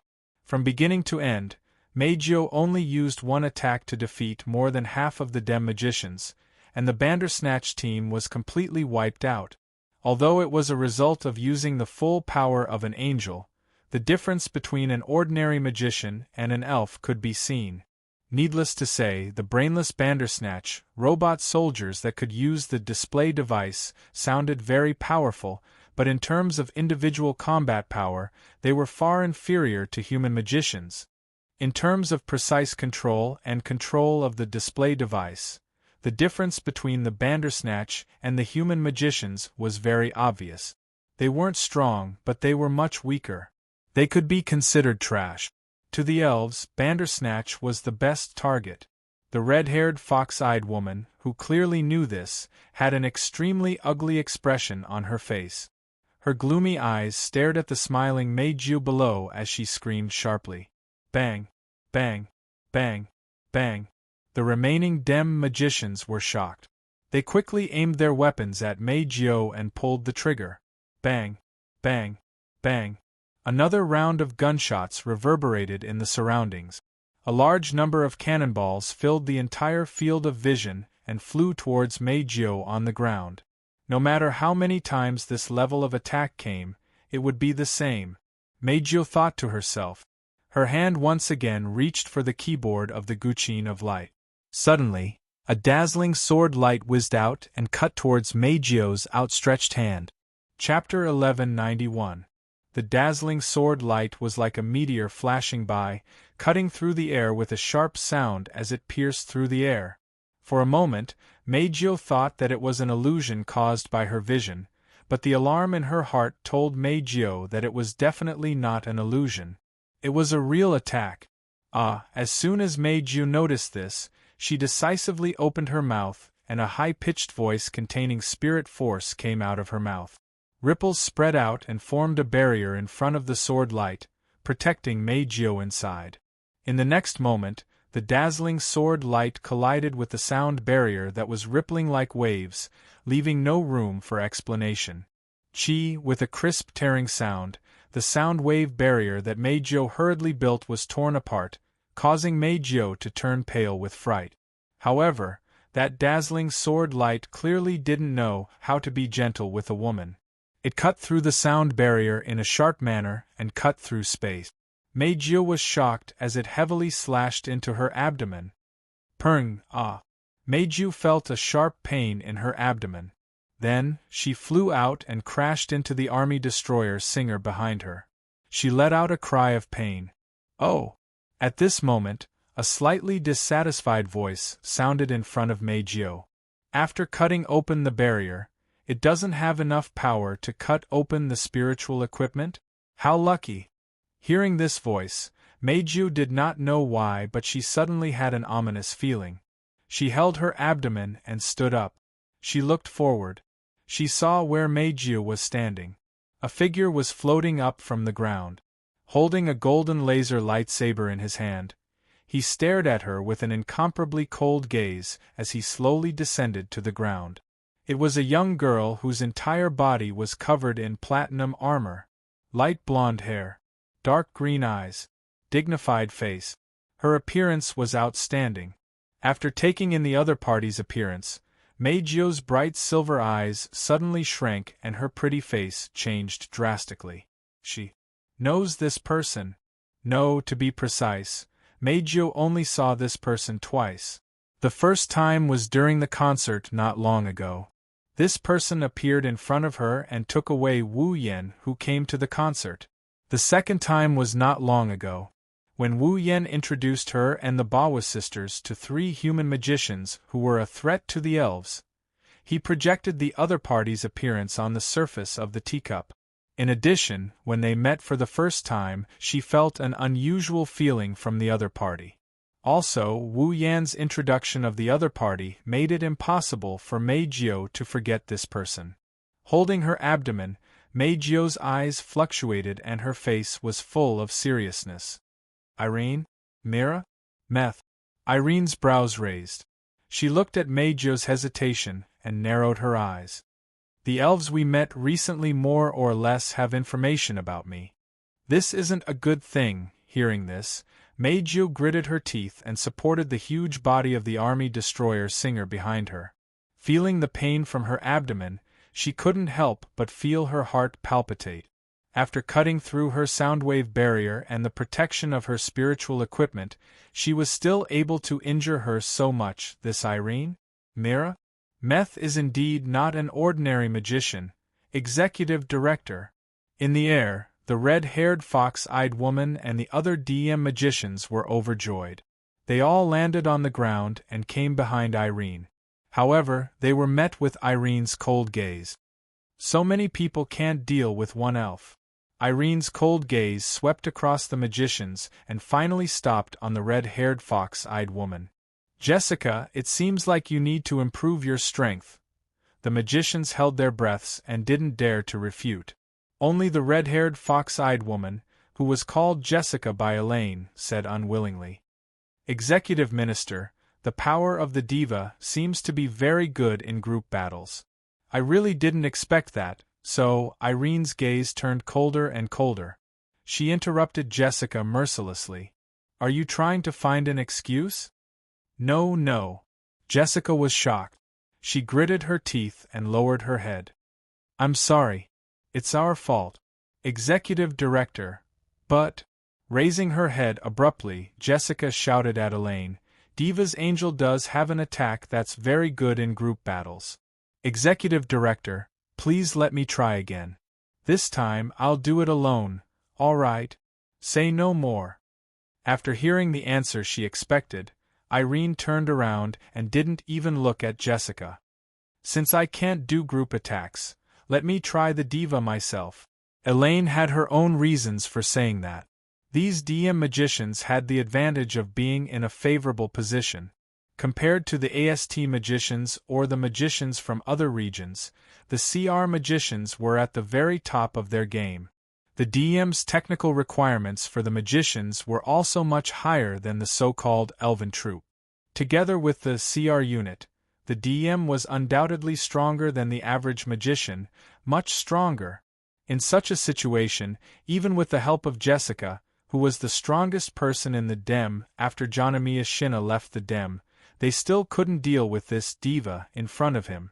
Unless he personally took action, how could this mission be completed? In the end, other than Irene and Shina, no one in the DEM could face the elves alone. Now that Jana is gone, Irene is the only one left. Irene had no choice but to stand up. However, Jessica was unwilling to give up.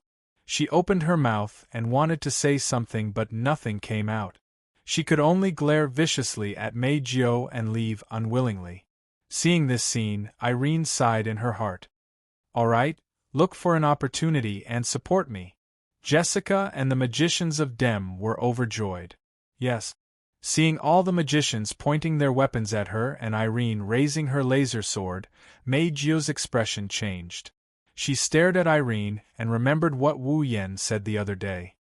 "This person is dangerous. Very dangerous. If you meet her alone or even together, don't hesitate and run away immediately. Even if you don't have any enmity towards her, she won't let you go." Wu Yen didn't look like he was joking at all, and Irene cut open her soundwave barrier.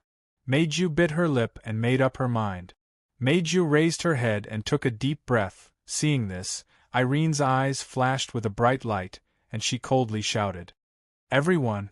Tori, Domain of Will, activate!" Jessica and the magicians were stunned for a moment.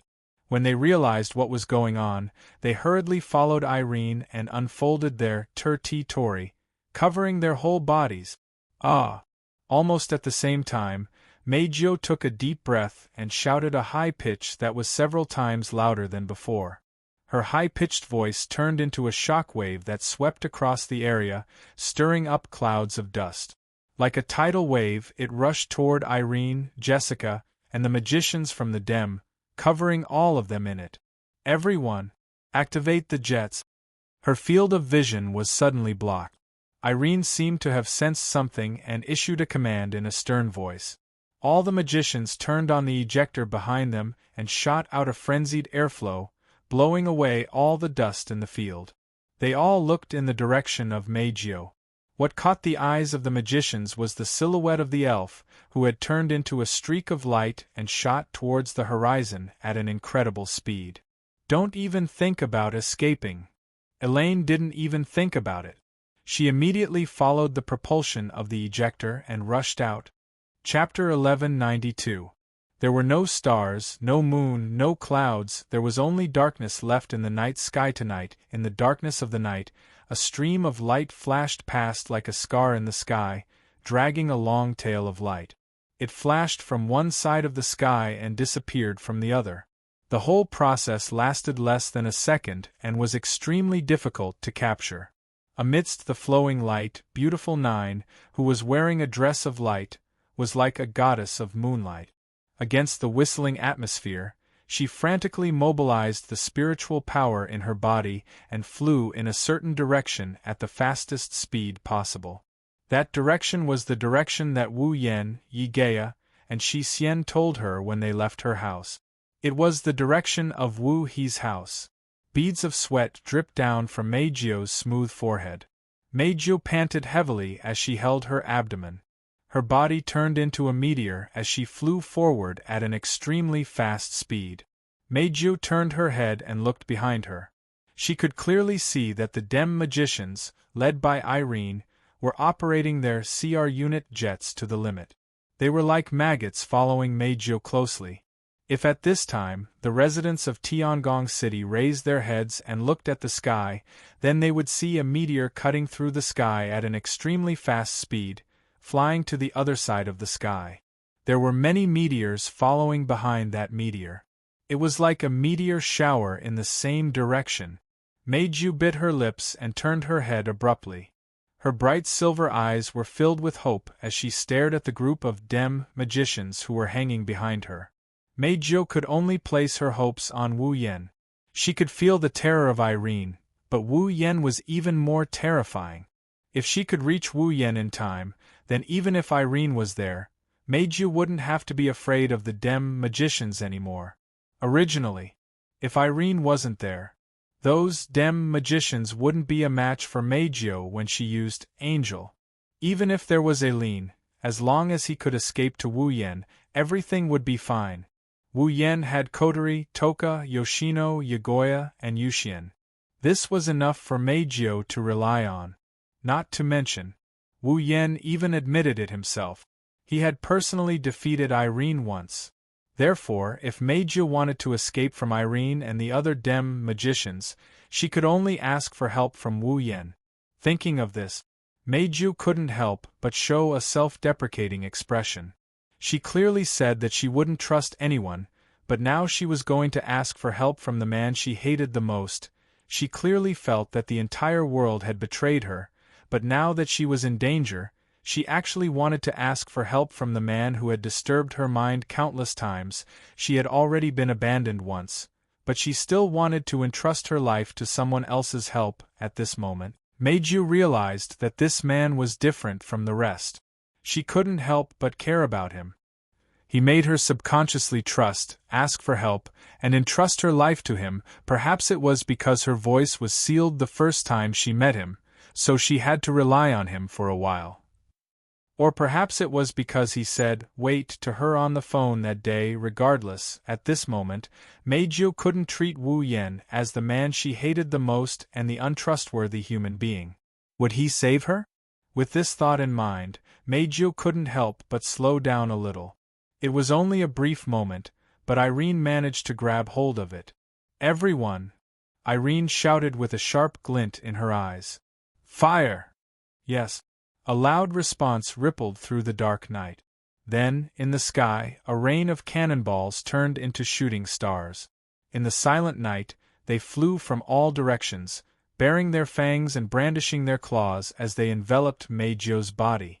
The gunshots that resounded through the sky and the sound of cannonballs flying through the air entered Meiju's ears, causing her expression to change.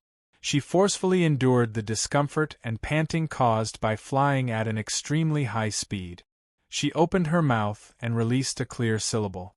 Then, a ripple-like sound wave spread out, quickly forming a barrier behind Meiju at a speed visible to the naked eye, blocking all the incoming cannonballs.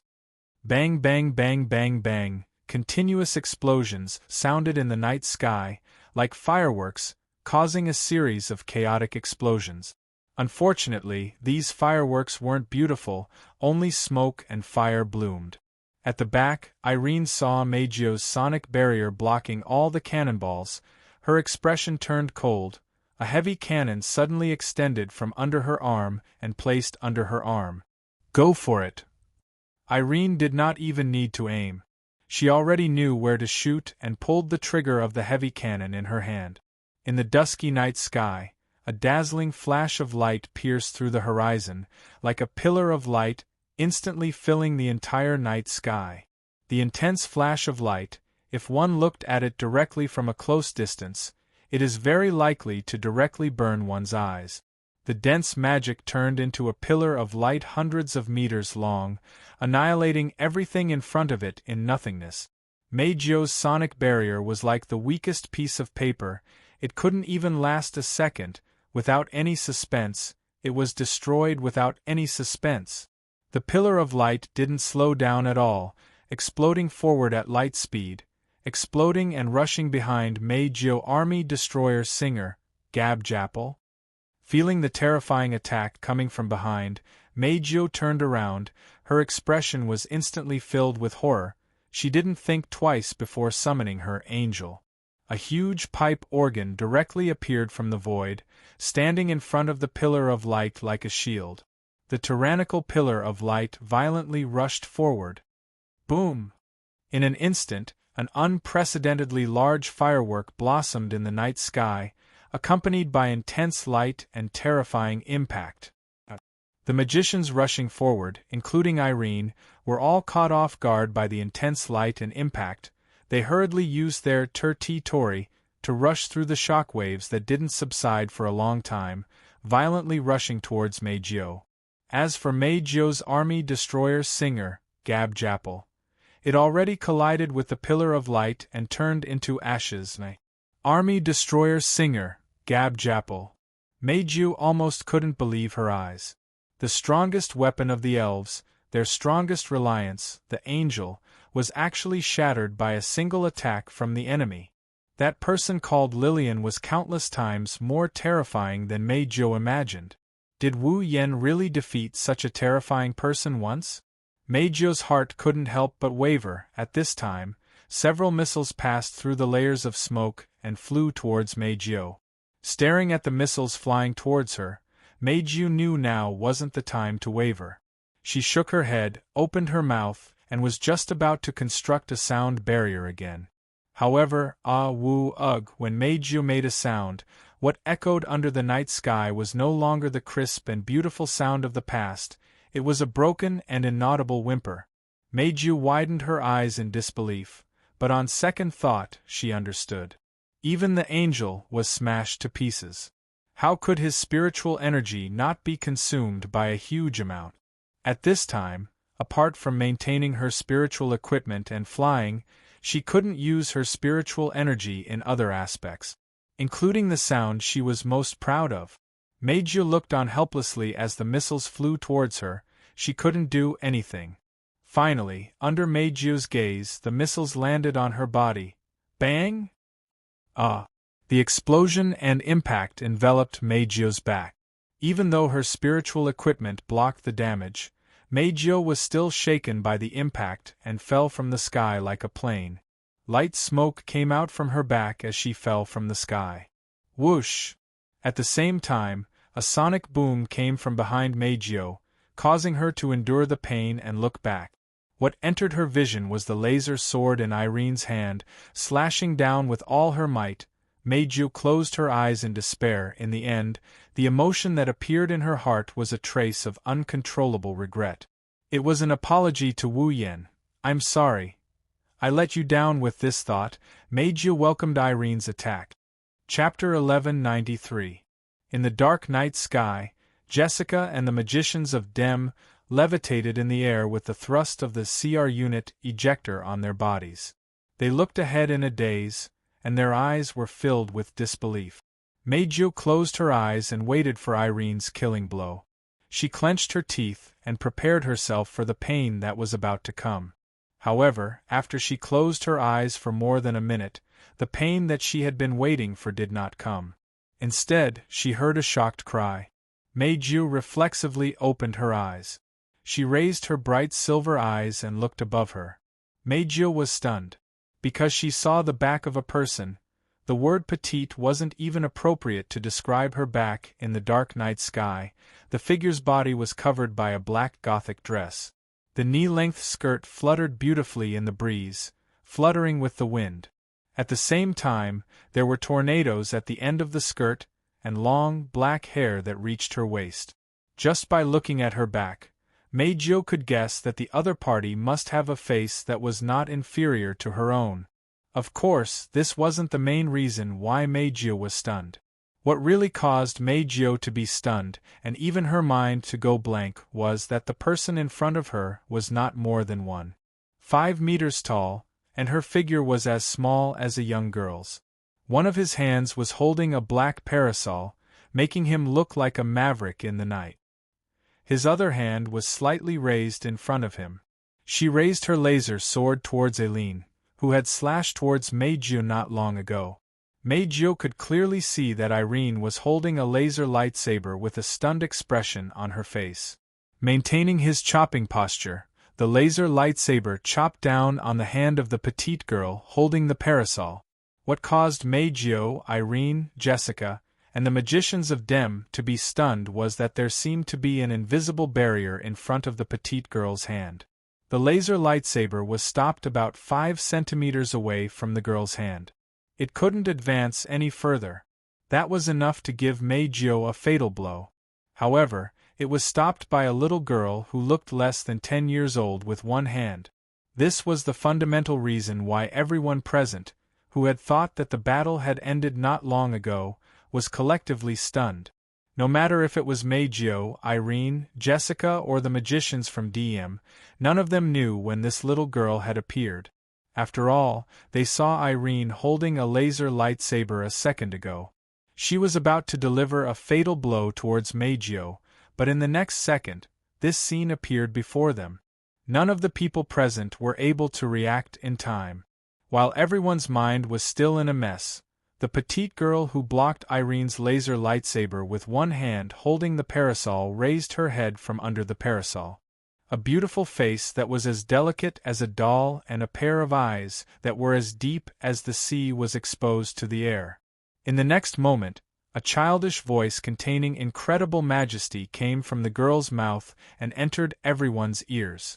"It's about time to put away this eyesore of a sword, right? Little girl." No matter how one looked at it, it was very obvious that the petite girl should be the smaller one. However, the words that were full of dignity from the other party's mouth caused everyone present to have the illusion that Irene was the smaller one. At the same time, they were awakened from their stunned state one after another. Irene's expression tensed up when she reacted. She subconsciously put away the laser lightsaber in her hand. With the propulsion of the ejector on her back, she instantly flashed in front of Jessica and the others, creating a distance between them. Looking at the beautiful little girl who was as beautiful as a doll, Irene didn't look down on her at all. Instead, her face was full of seriousness. It wasn't just because she casually blocked her full-powered attack, it was also because Irene felt suffocated from the girl's body. She felt suffocated when she encountered someone who completely suppressed her in terms of strength. Irene has only felt this suffocating feeling from one person before now, this little girl who had mysteriously appeared without her noticing and blocked her attack gave Irene a second terrifying experience. Irene tightened her grip on the laser lightsaber. She spoke in a deep voice. "Who are you?" "Me." The petite girl lifted her chin, a smile appeared on her delicate face. "Natsuki Nangong, yes?" The person who blocked Irene's attack and saved Meijio without anyone noticing was one of Wu Yan's familiars. The Witch of Space, Natsuki Nangong. However, this demon killer, who was known by everyone in the world of blood-devouring frenzy, was nowhere to be found in the world of date battle. Natsuki Nangong? Irene frowned. She started searching for information in her mind. Of course, she couldn't find anything. She could only stare at Natsuki. "I've never heard of you before. You're also an elf?" "Elf." "Elf?" Natsuki pursed her lips and nodded in a noncommittal manner. "Let's assume that for now. You're not human. An elf that has never appeared before." Irene gritted her teeth, her eyes filled with uncertainty. An elf that hasn't been confirmed isn't anything to be surprised about. To Irene, whether or not she's an elf doesn't mean that she's an enemy. What surprised her the most was Natsuki's ability to casually block her full-powered attack.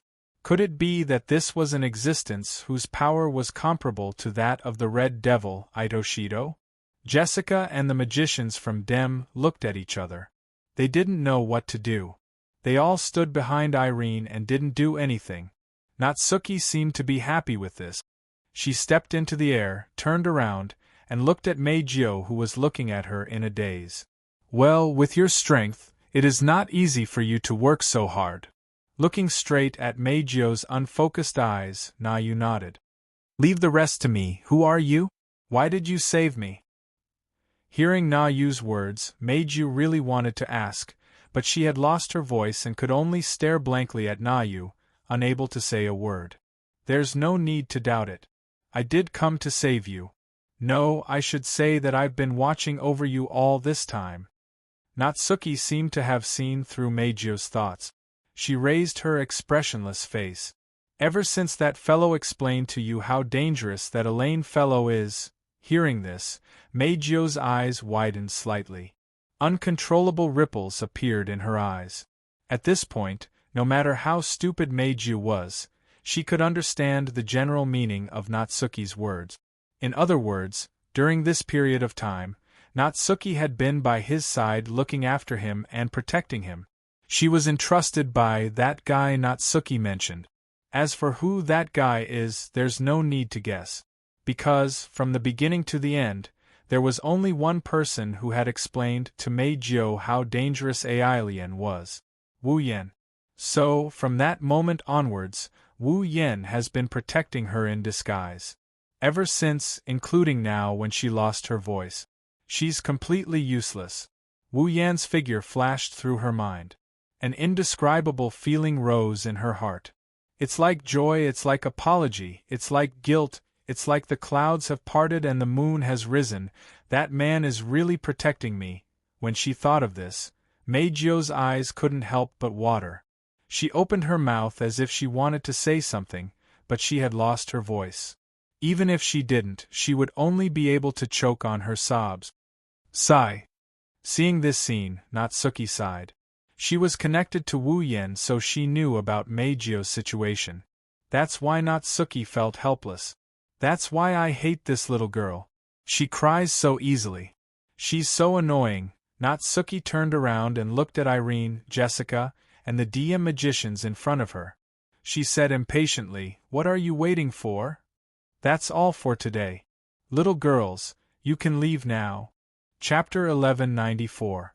Among the Dem magicians present, the youngest one is only in her teens or 20s while the oldest, Jessica, is only around 25 years old. She's not even 30 years old yet. Yet, at this moment, a little girl who isn't even 10 years old is calling them little girls. She even used such a condescending tone. What kind of feeling is that? The other magicians and Elaine didn't say anything, but Jessica, who had the worst temper, couldn't hold it in any longer. She spoke with hatred. "It's just a mere elf. Do you think I won't tear your mouth apart?" Natsuki narrowed her eyes and laughed. Then, who was the one who led a group of little girls to attack a mere elf, only to be humiliated by a mere elf, and have no choice but to be rescued by others? That's because that monster's angel has an advantage in group battles. Jessica gritted her teeth. Her fox-like eyes revealed a deep sense of resentment. "If I'm alone," Natsuki glanced at Jessica and sighed. "You look older than me, but you don't even dare to admit your failure. Your temper is also like a brat, that's why I call you a little girl." "You." "Enough. I don't have the time to bicker with a little girl." Looking at Jessica's gloomy appearance, Natsuki said expressionlessly with one hand holding the umbrella and the other on her waist. "If you're not satisfied with the way I address you, I can change it." "Old hag." You. Jessica's entire body trembled. Her foxy eyes that were filled with haze were immediately replaced by dense killing intent. "Not even an old hag?" Natsuki's lips curled up upon seeing Jessica's reaction. "Or is it better to call you ugly bastard?" Jessica's expression instantly turned ferocious. Without thinking, she aimed the gun at Nayu. "Don't get too carried away. Stupid girl." As the cursing voice was heard, a voice rang out. Jessica wanted to pull the trigger on the spot. In the end, before she could pull the trigger, the gun in her hand was cut into two by a fierce sword light. "Wah!" Jessica looked at the gun in her hand in shock. Before she could react, a cold voice sounded beside her. "I gave the order. Did I ask you to do it?" Jessica shuddered when she heard the familiar voice. How could she not know who had unleashed that sword light? Jessica turned her head and looked beside her. She immediately saw the laser lightsaber in Elaine's hand. A cold and emotionless face. Executive head. Jessica's forehead dripped with cold sweat. "How could you fall for the other party's provocations so easily? Jessica, to think that you're still the only person who's inferior to me in the current dem." Elaine shifted her gaze away. Her voice no longer contained any emotion. "I will report this to Ike. You should prepare to train for a few more years. Don't go on missions for the time being." Executive Minister. Jessica turned pale with fright, but it attracted Irene's unquestionable words. "What? Do you have a problem with that?" Elaine's emotionless tone made Jessica understand. I'm afraid there's nothing I can do about this. Immediately, Jessica lowered her head. Her fox-like eyes were filled with hatred and killing intent as she glared at Na Yu in front of her. Her heart was filled with hatred. It's all because of this damn brat. Jessica made up her mind. Even if she can't go on missions after returning, she will make a hole in Natsuki's body. Unfortunately, Jessica had already forgotten about it. That damned brat in her eyes had just blocked an all-out attack from the executive director that she was so afraid of with his bare hands. He saw the resentment in Jessica's eyes. However, Natsuki's expression didn't change at all. Instead, she looked at Irene with a hint of approval in her beautiful eyes. Looks like the magicians in the Dem are not all undesirable, even if the so-called magician name is just a fake. Fake? Elaine frowned. Her gaze sharpened. What is the meaning of this? Who knows? Natsuki didn't deny it. She raised the parasol in her hand with a provocative look in her eyes. Instead of wasting time explaining, why don't I let you see it with your own eyes? A real magician. As she spoke, Natsuki's petite body emitted a magical ripple that was different from the one used to power the display device in this world. True magical ripples surged out from her body and swept across the area like a gust of wind. The sudden gust of wind made the magicians of Dem a little confused. They all exclaimed, but they didn't dare to move their eyes away from Na Yu's body for even half a second. Natsuki was strong, but her mana wasn't strong enough to cause a gust of wind. However, ever since she became Wu Yan's familiar, her mana has completely disappeared. Natsuki didn't lose her power. She's just a collection of mana. Even though she has a physical body, she's still Wu Yan's familiar. No matter how much mana Wu Yan used to release her, as long as Wu Yan didn't cut off Wu Yan's supply of mana, Natsuki would be able to use Wu Yan's mana. In other words, if Wu Yan wanted, Natsuki would be able to obtain an endless amount of mana from Wu Yan until Wu Yan ran out of mana. In other words, Natsuki possessed mana that surpassed the level of a true ancestor. Of course, it was impossible for the DM magicians to know this. These so-called magicians were different from real magicians. If they didn't have the equipment on them, then they were just ordinary people. It was impossible for them to sense magic. However, just because they couldn't sense mana didn't mean they couldn't detect it. Almost at the same time as Natsuki's mana rose up, the magicians behind the Dem magicians, who were in charge of providing support and carrying large instruments on their backs, screamed out. We detected a strange reaction from the front. This reaction. It's not spiritual energy. It's not mana either. It's not spiritual power or mana. Irene, Jessica, and the magicians from the Dem changed their expressions. Apart from elves and magicians, could there be a third type of existence in this world that had supernatural power? No, that was absolutely impossible. It's very likely a reaction from the angel ability. Irene calmly gave an answer and quickly gave an order. She might have already used angel. Everyone be alert. However, the moment Irene finished speaking, Natsuki elegantly closed her parasol and snapped her fingers. The next moment, in the vast night sky, ripples spread out without warning, bringing with them the sound of water droplets falling into a lake. They formed a high-density purple magic array. This is... Irene's pupils shrank when she saw this. Her voice seemed to freeze the air as she shouted. Everyone! Tori, Domain of Will, activate! Irene took the lead and activated her Tori to protect herself. The magicians around her also activated their Tori as well. At the same time, the purple magic formations turned and shot out shackles flickering with purple light. Like pythons with consciousness, the shackles whizzed through the air and coiled around the magicians of the Dem at an extremely fast speed. Ding ding ding. Amidst the crisp sound of chains clanging against each other, the Dem magicians who were holding up the Tori were all tied up. Even though they still have their Tori, the The shackles bound them along with their Turde Tori. All of a sudden, the magicians who were holding up the Turde Tori were all bound by the lock of discipline together with the Turde Tori. They were all confined inside the Turde Tori. Irene's expression changed. Chapter 1195. Executive Minister. Looking at the Turde Tori that surrounded them being bound by the lock of commandment, the Dem magicians all exclaimed in shock. Although they were in the Turde Tori and wouldn't be in any danger, the lock of commandment had tied up the Turde Tori, and their position didn't change. They could either remove the Turde Tori or maintain the status quo. But as soon as the Turde Tori was removed, the chains with purple light would bind them without any hindrance.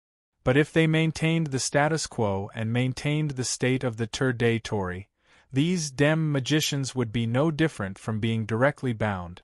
They were in a dilemma. From the moment the lock of commandment burst out to the moment the Dem magicians were all bound and cried out in alarm, the whole process was less than 5 seconds. But Irene's brain instantly analyzed the situation. Her expression changed, and she directly removed the Turde Tori that had just been released and retreated. If even Irene ended up like those Dem magicians, then this hunting war would be over. The Dem would basically be declared a failure. Thinking of this, Irene immediately sent an order to her brain to control the ejector of the Pandaragon on her body. She displayed the maximum ejector thrust of the Pandaragon and turned into a flash of light, quickly breaking away from the lock of commandment that was entangling her. However, at the same time that Irene dodged, the lock of commandment that was originally binding her like a python instantly changed its direction and headed in Irene's direction. It shot straight towards her. If the lock of commandment at the beginning referred to a coiled python, then the lock of commandment now was a spirit snake that shot out of its hole like a hot knife through butter. It was like a flash of purple lightning. The lock of commandment violently shot towards Irene. In an ear-piercing sonic boom, it broke through the layers of atmosphere like an arrow and fiercely shot towards the retreating Irene. Looking at the lock of commandment that was shooting towards her, Irene's face tensed up. Irene's face was tense. While retreating, she quickly raised the laser lightsaber in her hand to block in front of her. Clang! At the critical moment, the front end of the lock of commandment heavily fell on the laser lightsaber in Irene's hand, stirring up a thick layer of shockwave. Accompanied by the sound of collision, the lock of commandment continued to rush towards Irene without slowing down. Irene's body suddenly retreated even more violently, but this time it wasn't Irene who was retreating. It was the lock of commandment that was fiercely thrusting Irene, pushing her back. Sparks immediately burst out from the point where the laser lightsaber and the discipline lock collided, spreading to the surroundings like fireworks. The ejector on Irene's back was already operating to its limit, but it was unable to stop Irene's body, no matter how hard it tried. Irene's hand that was holding the laser lightsaber was already trembling slightly. It was easy to imagine how terrifying the power of the lock of discipline, which could only be used to bind someone, would be when used as an attack. This was only possible when Natsuki, the original owner of the lock of commandment, was controlling it. If it was Wu Yen who could only borrow a portion of his familiar's power, he definitely wouldn't be able to use the lock of commandment to this extent, even with the help of the infinite martial arts. Feeling the surging force from the laser lightsaber, the web between her thumb and index finger was almost torn apart. The surrounding scenery was moving at an extremely fast speed, proving that Irene was still being pushed back by the lock of discipline.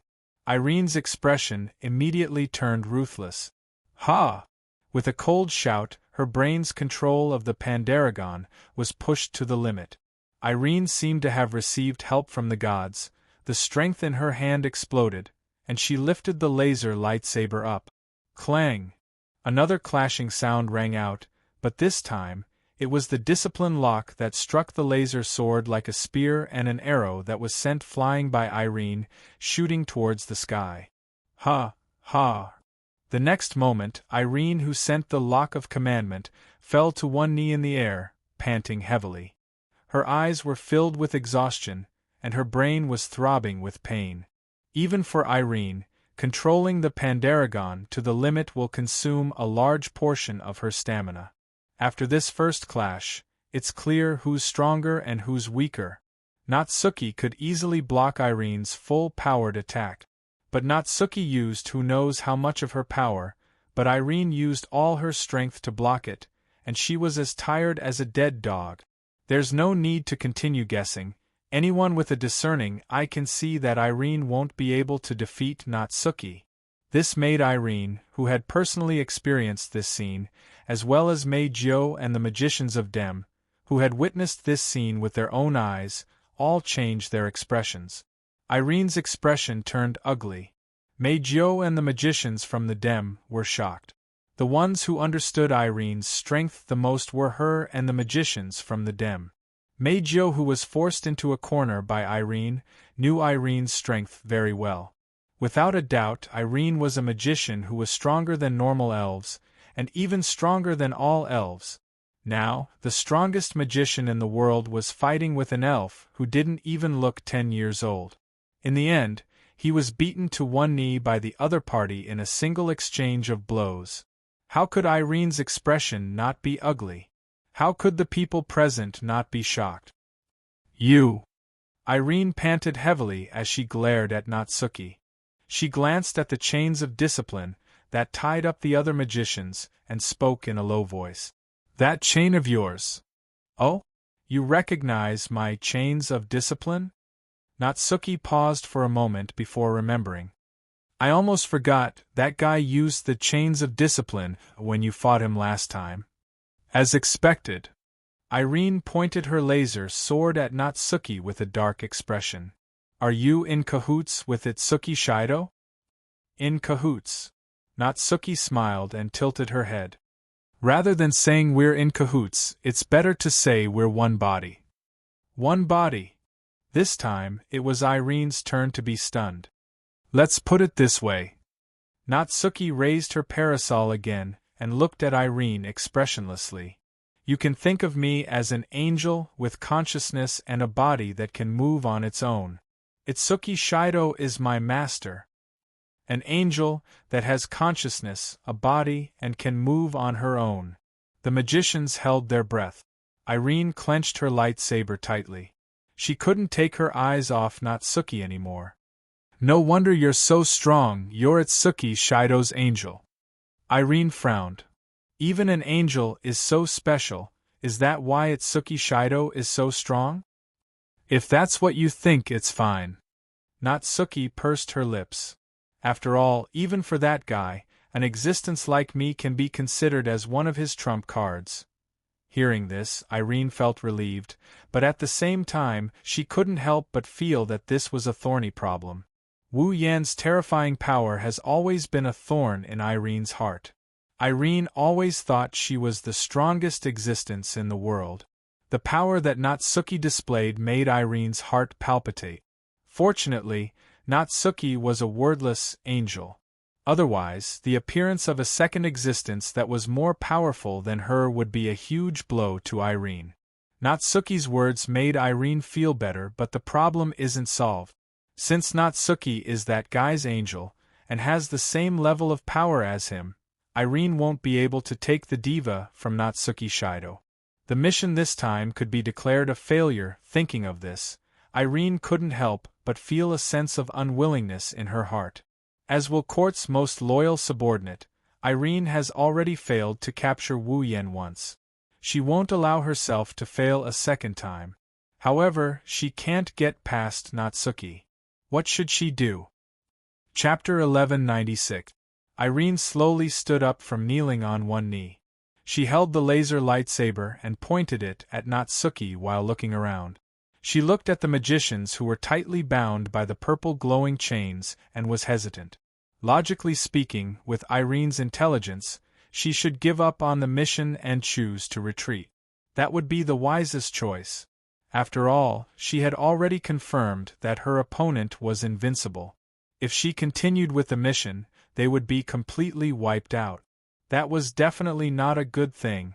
If it was the old Irene, she would definitely make such a choice. However, her opponent was not only a little girl who looked less than 10 years old, but also an angel with life.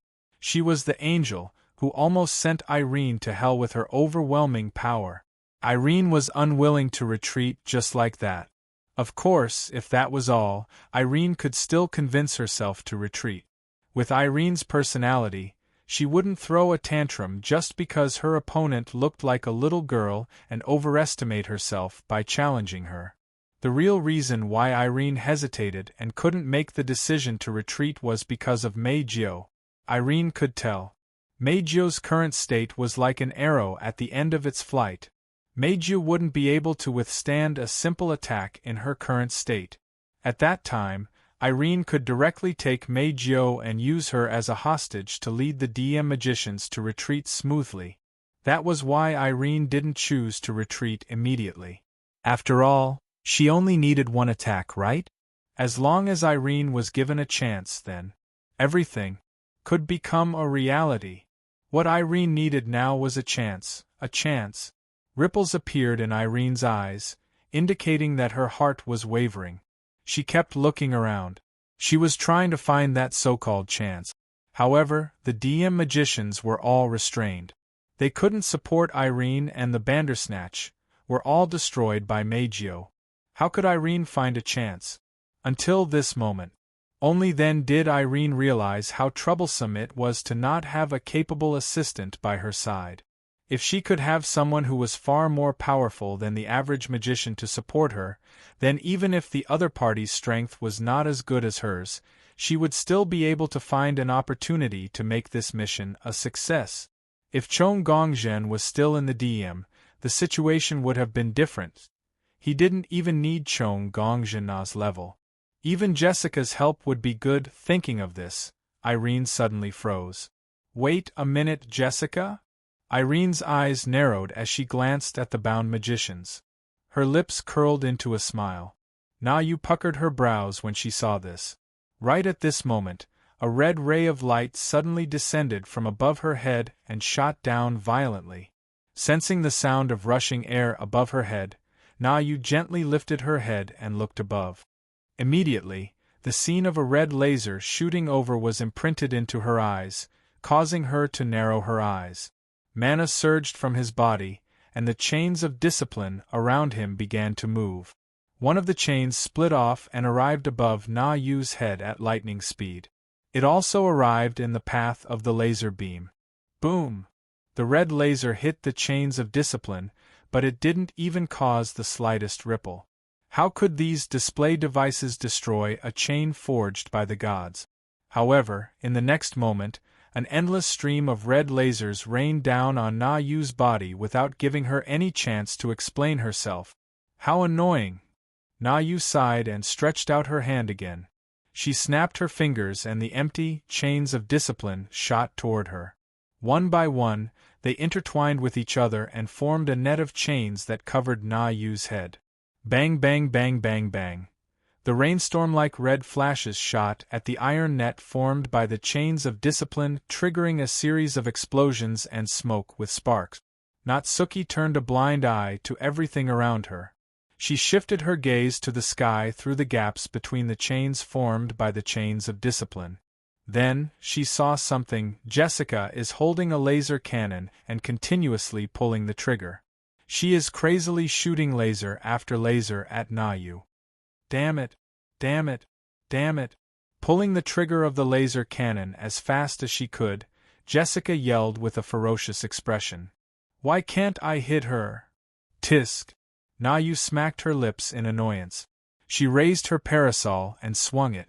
The space around Jessica began to vibrate and boil like boiling water. Several purple magic arrays suddenly fluctuated and shot out purple chains.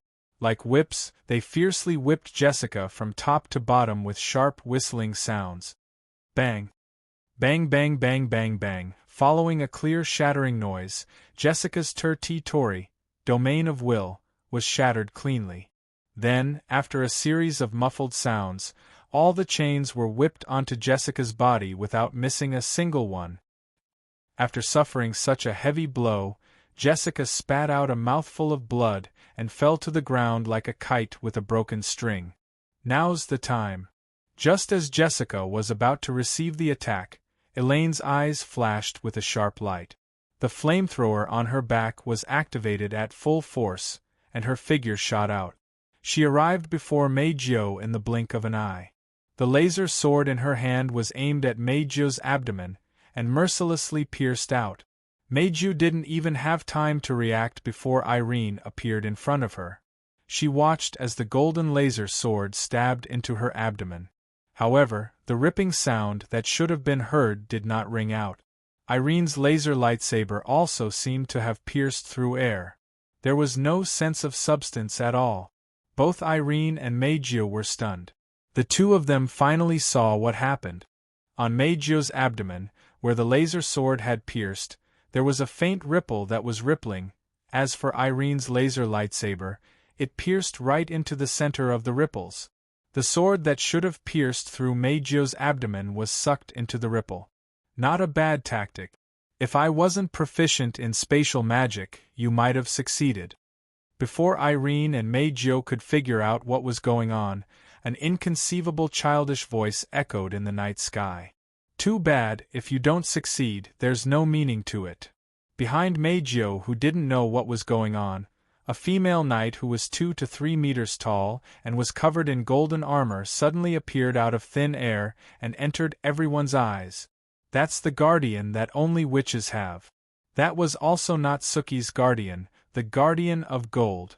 The Guardian of Gold lifted his head that was covered by the helmet, grabbed the great sword in his hand, and swung it down at Irene. This time, the sound of flesh being torn apart reverberated clearly in the air, reaching the ears of everyone present. Scarlet blood dripped from the air, falling to the ground an unknown distance away. Ugh! Driven by the ejector, Irene, who had dodged to the back, groaned in pain and clutched her chest. There's a hideous wound that's bleeding profusely. Irene didn't have time to care about her wound. She dodged to the back and left her companions behind. She flew to the horizon without looking back. Executive Minister! The trapped magicians of the Dem cried out one by one. Humph!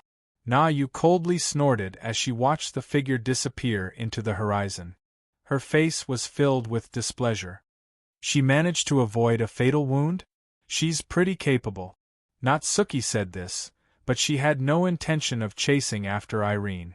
Otherwise, with her attainments in space magic, capturing Irene would be a simple matter. She cast her gaze on Meijio, who was still in a daze, and sighed faintly. Taking care of a little girl is harder than being an offensive magic officer. How did I end up with such a master? Humph. Chapter 1197. Heavenly Palace City, Itsuka's house.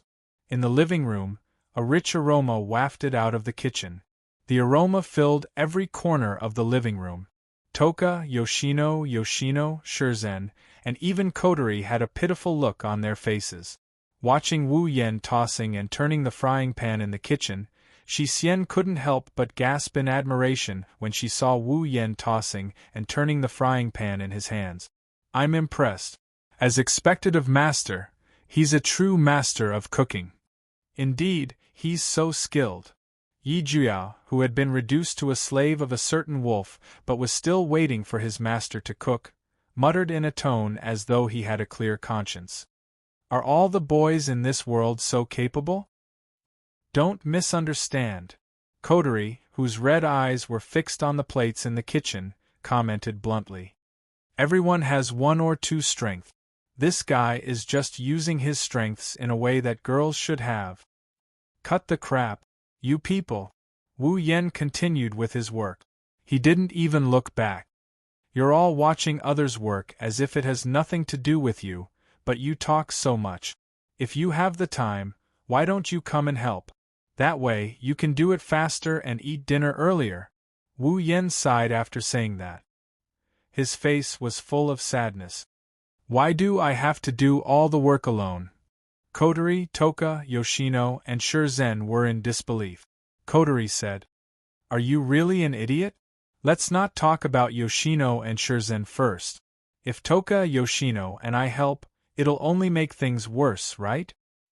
Then why are you still able to say such a line with such a proud face? Wu Yen smiled bitterly. A girl who doesn't know how to cook will be laughed at? Who said I don't know how to cook? Kotori pouted. Although my cooking isn't as good as yours, I still know how to cook. Really? Wu Yen looked at Kotori suspiciously. Then why haven't I seen you cook? Isn't it obvious? Kotori said in disdain. In this world, boys are the best at cooking. Wu Yan's mouth twitched and he sighed again. Who was the one who said that only girls should have this advantage of mine? Speak. Shi Xian thinks this is pretty good too. She sat on the sofa. Shi Xian, who had been poking each other's arms to improve their relationship, suddenly looked at Wu Yan with a calm tone. Shi Xian thinks that boys who are good at cooking are very handsome. Kotori paused. She looked at Sunset Cord in surprise. Hey, are you serious? I'm serious. Shi Xian is very serious. Shi Xian nodded heavily, casting his half-narrowed eyes at Toka, Yoshino, and Yakuya. Don't you think so? Well, since Shi Xian said so, then it's true. Then there is no mistake. Yi Juya's expression was a little unnatural, but he still raised his head and spoke forcefully. However, as the master of us 8 dance sisters, it's only natural that you have such talent. Yoshino raised her hand with a red face. I think so too, I agree. Toka clasped her hands in front of her chest, stars twinkling in her purple eyes. Cooking is the best. Hearing this, the elven girls present all blushed with shame. Girl, we're asking about the person, not the food. Is the person who cooks less important than a dish in your eyes? Question. Shi Xian looked at Kotori. Kotori, don't you think that a master who cooks is handsome? Kotori's expression stiffened when the topic shifted to her. She used a stiff voice to say proudly, Maybe, but that's just a general rule, I understand, so that's how it is. Yuxian looked at Kotori with a listless face and said something shocking. If Kotori marries Master, she'll be able to eat Master's cooking for the rest of her life. It's understandable that Kotori doesn't cook, Kotori's beautiful eyes widened, her face turned pink. Wu Yan, who was cooking, almost threw his frying pan away. He couldn't stay calm. Who wants to marry him? Kotori immediately stood up from the sofa and yelled with a flushed face and neck, a perverted hypocrite like him who brings back a few girls after leaving the house for a short while? You can have him if you want. Wu Yan's chest was pierced by a few arrows, tears streamed down his face. Although I also guessed that you would deny it, is it necessary to do so? Is it necessary? Humph. Kotori crossed her arms and said arrogantly, I'm just telling the truth. Marriage, to eat Shoujo's cooking for the rest of my life. On the side, 10 Fragrance blushed before a dazed expression appeared on her face. A clear line of saliva slowly flowed down from the corner of her mouth, causing Siyu, who was also blushing beside her, to feel embarrassed. Shi Xian lowered her head and thought for a moment before looking at Kotori again. In conclusion, Kotori doesn't want to marry Master, is that right? Isn't that obvious? Kotori's eyes were filled with hesitation, but she still didn't mince her words. I'm not going to marry him. I see. Shi Xian turned around and exchanged glances with Yakuya. The two of them nodded solemnly. They stood up and ran into the kitchen without hesitation. When they arrived at Wu Yan's side, they hugged Wu Yan's arms with both of their arms. If that's the case, Shi Xian and I will have to share Master. Agreed. If Kotori doesn't want Master, Shi Xian and Yakuya will have no choice but to accept. Kotori's eyes twitched, and her face twisted. Toka's eyes widened and she stood up. Kotori, Yoshino, Yagoya, and Yuxian thought she was going to object, but she didn't. Why are you two the only ones who can share Shoujo? I can't. Their legs gave out and they almost fell to the ground. Oi kwe, you two. Wu Yen was sweating profusely. Don't hold my arm, how am I supposed to cook? Just as the six of them were in a heated argument and were about to break into a fight, a circular ripple appeared in the middle of the hall without any warning. As the ripple spread out, it instantly attracted the attention of everyone present, causing the scene to become completely silent. Then, everyone saw a petite girl in a black Gothic lowly costume and holding a parasol, walking out of the ripples with a beautiful girl in a gown of light that was more or less charred and dusty. It was as if they had passed through a door. Seeing these two people, Toka, Yoshino, Yagoya, and Yushien subconsciously looked at the person they recognized and cried out in surprise. Meijio! Kotori, on the other hand, looked at the petite one with a surprised expression. Natsuki?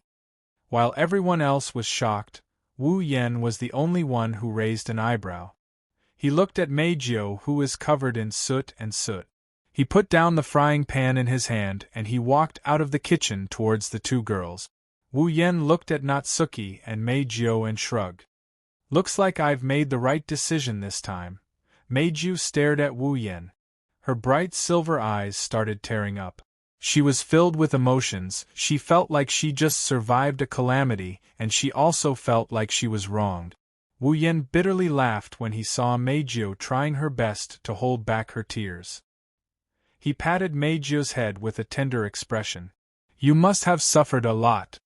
Wu Yen helplessly laughed when he saw the charred marks and dust on Meijio's body.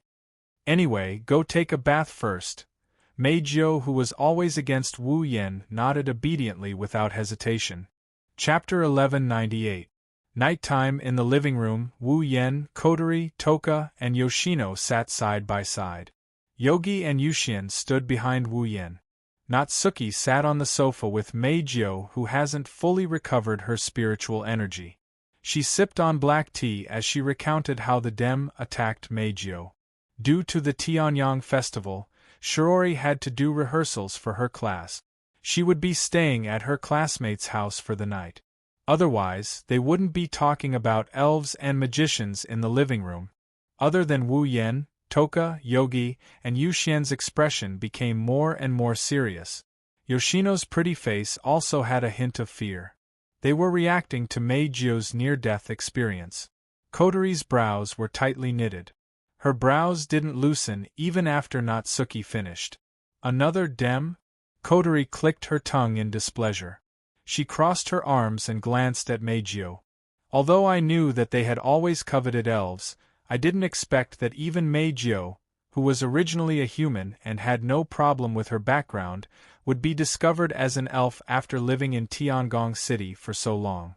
Those guys wouldn't wander around Tiangong City with detectors every day, right? Yes. They really wander around Heavenly Palace City with detectors every day. Even if they're alone, it would take at least a month. It would take a month or so to finish the tour. How could Meijio be active in Heavenly Palace City as an elf for half a year? Wu Yen rolled his eyes at Kotori. He rubbed his chin. Well, with the power of Dem, it's not difficult to find an elf living among humans. It's just a matter of time. Meijio also uses her spiritual power to sing every time she holds a concert. It's already very surprising that she hasn't been discovered for half a year under such circumstances. Kotori nodded in agreement. She suddenly frowned. According to what you said, is Meijio's identity exposed because of the concert? Kotori looked at Wu Yen. The more she thought about it, the more likely it seemed. After all, didn't Irene appear at Meijio's concert venue when she invited you to meet Will Scott in Dem last time? Perhaps it was exposed at that time? This. Wu Yen pondered for a moment. He nodded. Very likely. Meijio was stunned. His expression became slightly complicated. He didn't expect it. In the end, the reason why she almost fell into a desperate situation was because of her singing. Could it be? Was it really wrong to use the power of elves to sing? Meijio was at a loss. She couldn't help but look at Wu Yen, who was deep in thought. If he didn't use the power of the elves to sing, would his voice be restored? Would he listen to her sing again? With this thought in mind, Meiju shook her head again, as if she was trying to get rid of the distracting thoughts in her mind. She fell silent. Regardless, I've completed my mission here. What to do next is up to you. Natsuki sipped from her cup of black tea as she spoke casually. After all, this is your home ground. I won't give you any suggestions, that's true. Kotori rubbed her temples as if she had a headache. But that Irene is really strong. Normal elves aren't her match. Even the old me wouldn't have been able to defeat her. Someone like that is too dangerous. Kotori was a little annoyed. There's nothing they can do about it. Irene's strength is a huge threat to the elves. Other than Toka and Kotori, no other elves are Irene's match. Even Toka and Kotori wouldn't be able to defeat Irene if they weren't summoned by Wu Yen. Under such circumstances, Irene's existence is the biggest obstacle for Ratatoskr. If they can't find the elves in the real world before Irene, they'll most likely die. Even if they're lucky enough not to be killed, they'll be captured. Ratatoskr, who advocates peaceful means to solve the elves' problems, can't just stand by and watch this happen. Now, because of Onii-san, the Dem didn't come to us, but they must have gotten a hold of our situation. Kotori narrowed her eyes as she looked at everyone. I'm afraid that the fact that there are more than 5 elves living in this house has already been found out by the Dem. Perhaps even the existence of Ratatoskr has been exposed. Come to think of it, once we reveal any flaws, they will definitely attack us without hesitation, right? Isn't that dangerous? Yakuya couldn't help but ask. Of course, Yushien said worriedly. Even if Master is here, we can work together to fight the enemy, but Shirori is still in this house. The robot army won't even let Shirori go? Toka was shocked. Isn't Shirori a human? The Dem won't give up the chance to kill the elves for a bunch of normal people. Kotori sneered. It's not just my sister. If the Dem really comes to us, even the neighbors might be affected. The Dem can just find an excuse to get away with it since no one would dare cause them any trouble anyway. The Dem has the ability to create a display device. Almost every country relies on the Dem to provide the display device. Even though the existence of the display device isn't disclosed to the public, how could the world not be tempted by such a powerful device? Just like the AST, the display device has been equipped with important institutions in every country for a long time. Therefore, if the Dem doesn't want to provide the display device to a country, it might greatly weaken the country's national power. Don't think it's exaggerated. In order to obtain the powerful display device, some countries even owe the Dem a huge debt. Since the Dem is an important source of the display device, no matter how unwilling the Dem is, they won't offend the Dem for a bunch of normal people. This is the reality. Even if it's cruel, if that's the case, we can't just sit by and watch. Wu Yen clenched his fist. He glanced at Miyuki, Yagusha, and Yushien before turning to Kotori. Don't tell me the Ratatoskr higher-ups aren't going to do anything about it? Those bastards only know how to hide behind the scenes. They won't stand up against the Dem. Kotori pouted. Yasgate Electronics' display device technology is more advanced than the Dem's, but due to their different viewpoints, the Dem has recruited a large number of magicians. Their combat power is much stronger than the country's. In comparison, we don't have a single decent magician on our side. It's already hard enough to have a real magician. How are we going to fight the Dem's magician army? This is more troublesome than I thought. Wu Yen closed his eyes and knocked on the table. After a while, he opened his eyes again. If that's the case, let us do it. Do it? Everyone was stunned. That's right. Wu Yen turned around and looked in the direction of the Dem branch office. His lips curled into a cold smirk. If we uproot the Dem's base in Heavenly Palace City, they'll restrain themselves a little, right? Uproot the Dem's base. Toka, Yagusha, Yushien, Yoshino, and Miyuki were stunned. Kotori's face tensed up as she stared at Wu Yen. Are you serious? What do you think? Wu Yen grinned. His eyes flashed with a glint that told Coterie if she's telling the truth. This. Coterie hesitated. Isn't this a little too extreme? Let's compare it to the Dem. Wu Yen sighed. You'll realize that I'm already being merciful by not saying we'll kill all the magicians in the Dem. I agree with you on this point as well. At this moment, a figure suddenly appeared in the hall. He had a pair of different colored eyes, one red and one gold, and a bewitching smile appeared on his face. So, can I participate as well? Many people in the hall were shocked when they saw the newcomer's face. Kurumi? Chapter 1199. Heavenly Palace City, DM Branch Office. Tonight, the night sky was dark with no stars, no moon, and no clouds, making the night seem especially long. The territory of the Dem seemed to be far away from the hustle and bustle of the mortal world. The lights in the streets between the Dem's territory and the Dem's territory seemed to be unable to shine over, causing the area between the Dem's territory and the street to be incomparably dim like a dividing line. It was as if telling the world that the other side of the dividing line was not something they could touch. The darkness of the night was a stark contrast to the lights. In the territory of the Dem, many of the Dem members loved the night. While others were sleeping, they were doing their own things in the buildings. Of course, a portion of them were only on night duty, patrolling the area. In the most luxurious office on the top floor of the first office building of DM's branch office, Westcott stood by the window, looking at the brightly lit buildings below. He then looked at the night view of Heavenly Palace City in the distance, seeming a little absent-minded. That's natural. This was because Westcott was listening to Irene's report on the operation to capture the diva. His sharp eyes narrowed, opened, closed, and curved as if they had been carved by a knife. His eyes changed along with Ellen's explanation, but unlike his eyes that were constantly changing, Will Scott's face had a different expression. From beginning to end, he had a meaningful smile on his face. This posture made it hard to tell whether Westcott was surprised or amused. The emotions in his heart were hidden very deep.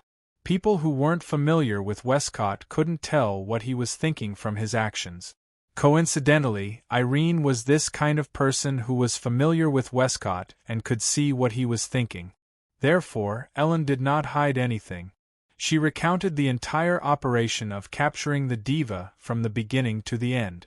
She even told him the situation before and after she escaped. Irene believed that, as long as Westcott could find even a little bit of useful information, then the next mission shouldn't be too far away. At that time, Irene will definitely do her best and won't let herself fail a third time. At least, that's what Irene decided in her heart.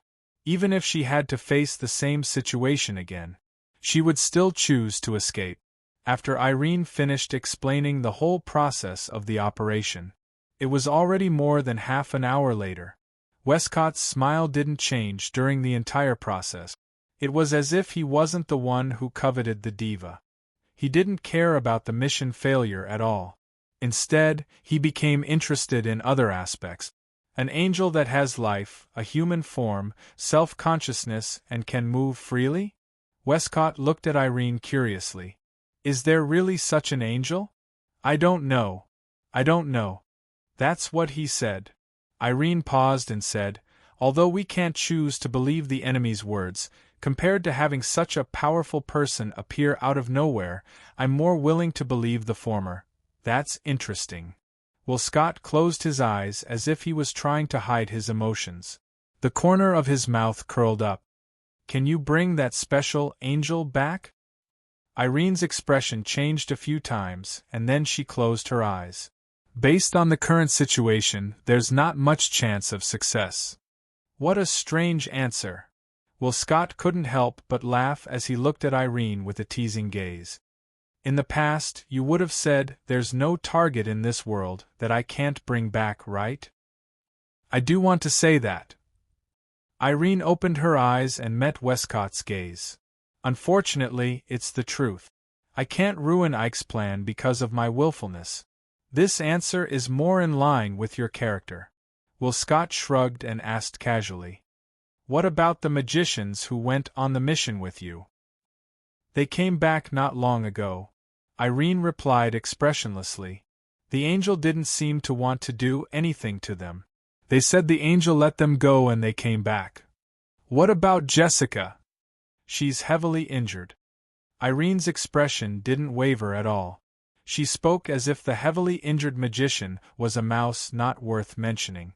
After being treated by the manifestation device, her injuries are almost healed. She should be yelling about tearing the angel, who injured her into pieces, shouldn't she? Indeed, Jessica would do something like that. Will Scott seemed to be amused by Irene's words. He couldn't help but chuckle before glancing at Irene. What about you? I've also been healed by the manifestation device. Irene's face didn't change at all, but her hand had already involuntarily reached for her chest. Due to the severity of my injuries, I won't be able to fully recover if I don't have time to rest. This is the second time I've seen you with such serious injuries after the last time I came back from Homey Island. Will Scott frowned. Are you all right? I'm fine, Irene answered without hesitation. Although I need time to recuperate, I can still fight now and display my full strength. However, I can't fight for too long, that's good. Westcott nodded with a smile. He turned around and continued to look out the window. What about the diva? Seeing that Will Scott did not ask any more questions, Irene hesitated for a moment before asking her own question. Should we continue to monitor the angel's movements and arrange for the next capture mission? Since that person even sent his angel to protect the diva, it proves that he won't let us touch the diva. Will Scott shook his head. So, let's not think about the diva for the time being. It was Irene's turn to frown. Are we going to ignore the elves in Heavenly Palace City? For now. Westcott waved his hand at Irene without turning his head. His indifferent and calm voice drifted into Irene's ears. Tell the people below to keep track of the elves' whereabouts and situation at all times. Don't let them out of our sight, especially that person. He even has an angel that I've never heard of. I have a feeling that he's not an ordinary elf. Irene narrowed her eyes and her face darkened. Itoka Shoujo, huh? Westcott lowered his head, and a happy smile appeared on his face. I'm getting more and more interested in him. Too bad I didn't ask him to join us. Towards Will Scott's words, Irene was rarely noncommittal. Irene didn't know Wu Yen well, but that didn't affect her judgment. He's an elf. The DM is an organization that kills elves. Under such circumstances, how could he possibly join the DM? She did not even need to think about it. Westcott should have understood this, but he did not seem to have given up on letting her join the Democratic. This did not match Elaine's understanding of Westcott. Elaine could only assume that Westcott had his own considerations and plans. In her mind, the faintly smiling face that seemed to be engraved in the depths of her mind appeared once again. When she recalled the other party's powerful strength and the equally powerful angel, Irene's breathing quickened a little. Because of her slightly hurried breathing, Irene raised her head and inadvertently swept her gaze to the sky outside the window. However, with this sweep, Irene's pupils violently shrank and her expression changed drastically. Irene! A shrill cry rang throughout the office. Irene suddenly pounced in Will Scott's direction. A golden radiance flashed over her body, and the Pendaragon, Irene's special CR unit, appeared on her body. Irene immediately activated her Tour-de-Tory barrier and rushed towards Will Scott. At the same time, outside the window, in the night sky, an overwhelming sea of red lotus flames that emitted intense heat shrouded down without any explanation. In an instant, it landed on the entire DM branch office and the office at the top of the first office building. Chapter 1200. In the sky above the DEM branch office, in the void, a piece of space suddenly undulated up and down like the surface of the water. At the same time, invisible ripples spread out, like a mirage gently swaying, full of illusions. Not long after, in the ripples, several figures walked out in the air, as if they were taking a stroll. They appeared in this dark night sky, floating above the Dem branch office. It wasn't until all of the figures walked out of the ripples that the ripples gradually dissipated. The people who came were naturally Wu Yen, Natsuki, Kurumi, Yakuya, and Yushien, who planned to directly attack the Dem branch office. Originally, Toka and Yoshino also expressed that they wanted to come together, but they were rejected by Wu Yen. Toka and Yoshino were indeed very strong. One was a 9th Order powerhouse, and the other was a peak 8th Order powerhouse. If they helped, presumably, this battle should be much easier. However, compared with the strength of the two elf girls, their personalities were not suitable for this attack. Toka was simple, naive, and romantic. Although it's not that she hasn't fought before, she has never taken the initiative to fight, let alone kill. The purpose of this attack was to uproot the Dem branch office in Heavenly Palace City. Under such circumstances, even if Wu Yen didn't intend to carry out a massacre, he couldn't guarantee that he wouldn't kill anyone. Taking the initiative to fight like this may even evolve into a massacre. Letting Toka come with them. It's a bit inappropriate. Not to mention Yoshino, this little girl who was so kind that she didn't want to fight back when she was attacked by others. She didn't want to bring pain and fear to others. Bringing her here was really cruel. Therefore, Toka and Yoshino were pressed at home by Wu Yen and the others to sleep. As for Meijio, let's not talk about whether she was willing to come or not. First of all, she hasn't recovered her spiritual power yet, so she would only drag them down if she came. As for Kotori, she returned to Fraxinus. She's ready to provide backup at any time. She's also here to help Wu Yen and company. If anything goes wrong, she'll be able to detect any anomalies and act as backup for Wu Yen and company. In any case, with Wu Yen, Natsuki, Kurumi, Yaguya, and Shixian's strength, it would be impossible for them to defeat Huang Xiaolong. If there were no accidents, dealing with a Dem branch company was just a matter of time. With Wu Yan's red jade mode suppressing everything, it would be difficult for anything to go wrong. Is this the headquarters of the Dem magicians who specialize in killing elves? Wearing a skimpy, skin-tight restraining suit with shackles on his hands, feet, and neck, Yi Jia looked down at the territory of the Dem with an excited smile on his face. You look very fragile, master. Can I blow it away? Agreed. Shixian didn't seem to have a good impression of the Dem either. Her silver eyes were filled with a reckless desire to destroy everything. It looks like a wide area of effect, but if I work with Yi Jia, I should be able to blow away everything inside. Era, sounds interesting. Kurumi tilted her head and tapped her lips with a finger. She had a covetous expression on her face. It's a pity they don't have a wide area of effect attack. What a pity! Same here, I've never done something like demolishing a building. Natsuki held up her parasol. She glanced at Wu Yen. But a job as destructive as this should be the most suitable for vampires like you who can control familiars, right? I don't plan on releasing my familiars, at least. A branch company isn't worthy of me releasing my familiars. Wu Yen grinned and he took a step forward. He arrived in front of everyone and he looked down at them. He raised his hand and a crimson spatial ripple appeared above his hand. The ripple spat out a long sword that exuded an ancient aura. The sword fell into Wu Yan's hand. I don't plan on releasing my familiars, but I'll give them a nice greeting gift. I don't need to use my familiars. Grabbing the Nyaton Shana, Wu Yen grinned maliciously. It's enough for me. As soon as he finished speaking, a thick red lotus flame burst out from the blade of Nyaton Shana.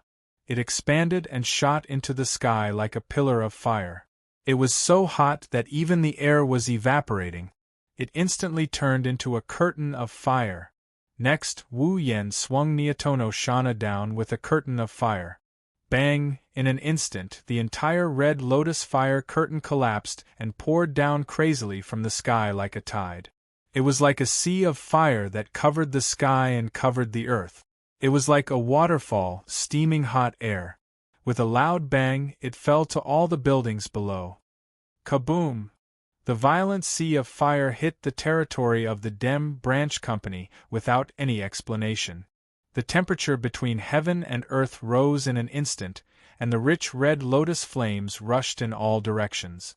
It was like the magma of a volcanic eruption, and also like the sea of fire that exploded, burning all the buildings of the Dem Branch Company. What is this? Fire! It's fire! It's on fire! Heavens, why is there such a big fire? Put out the fire!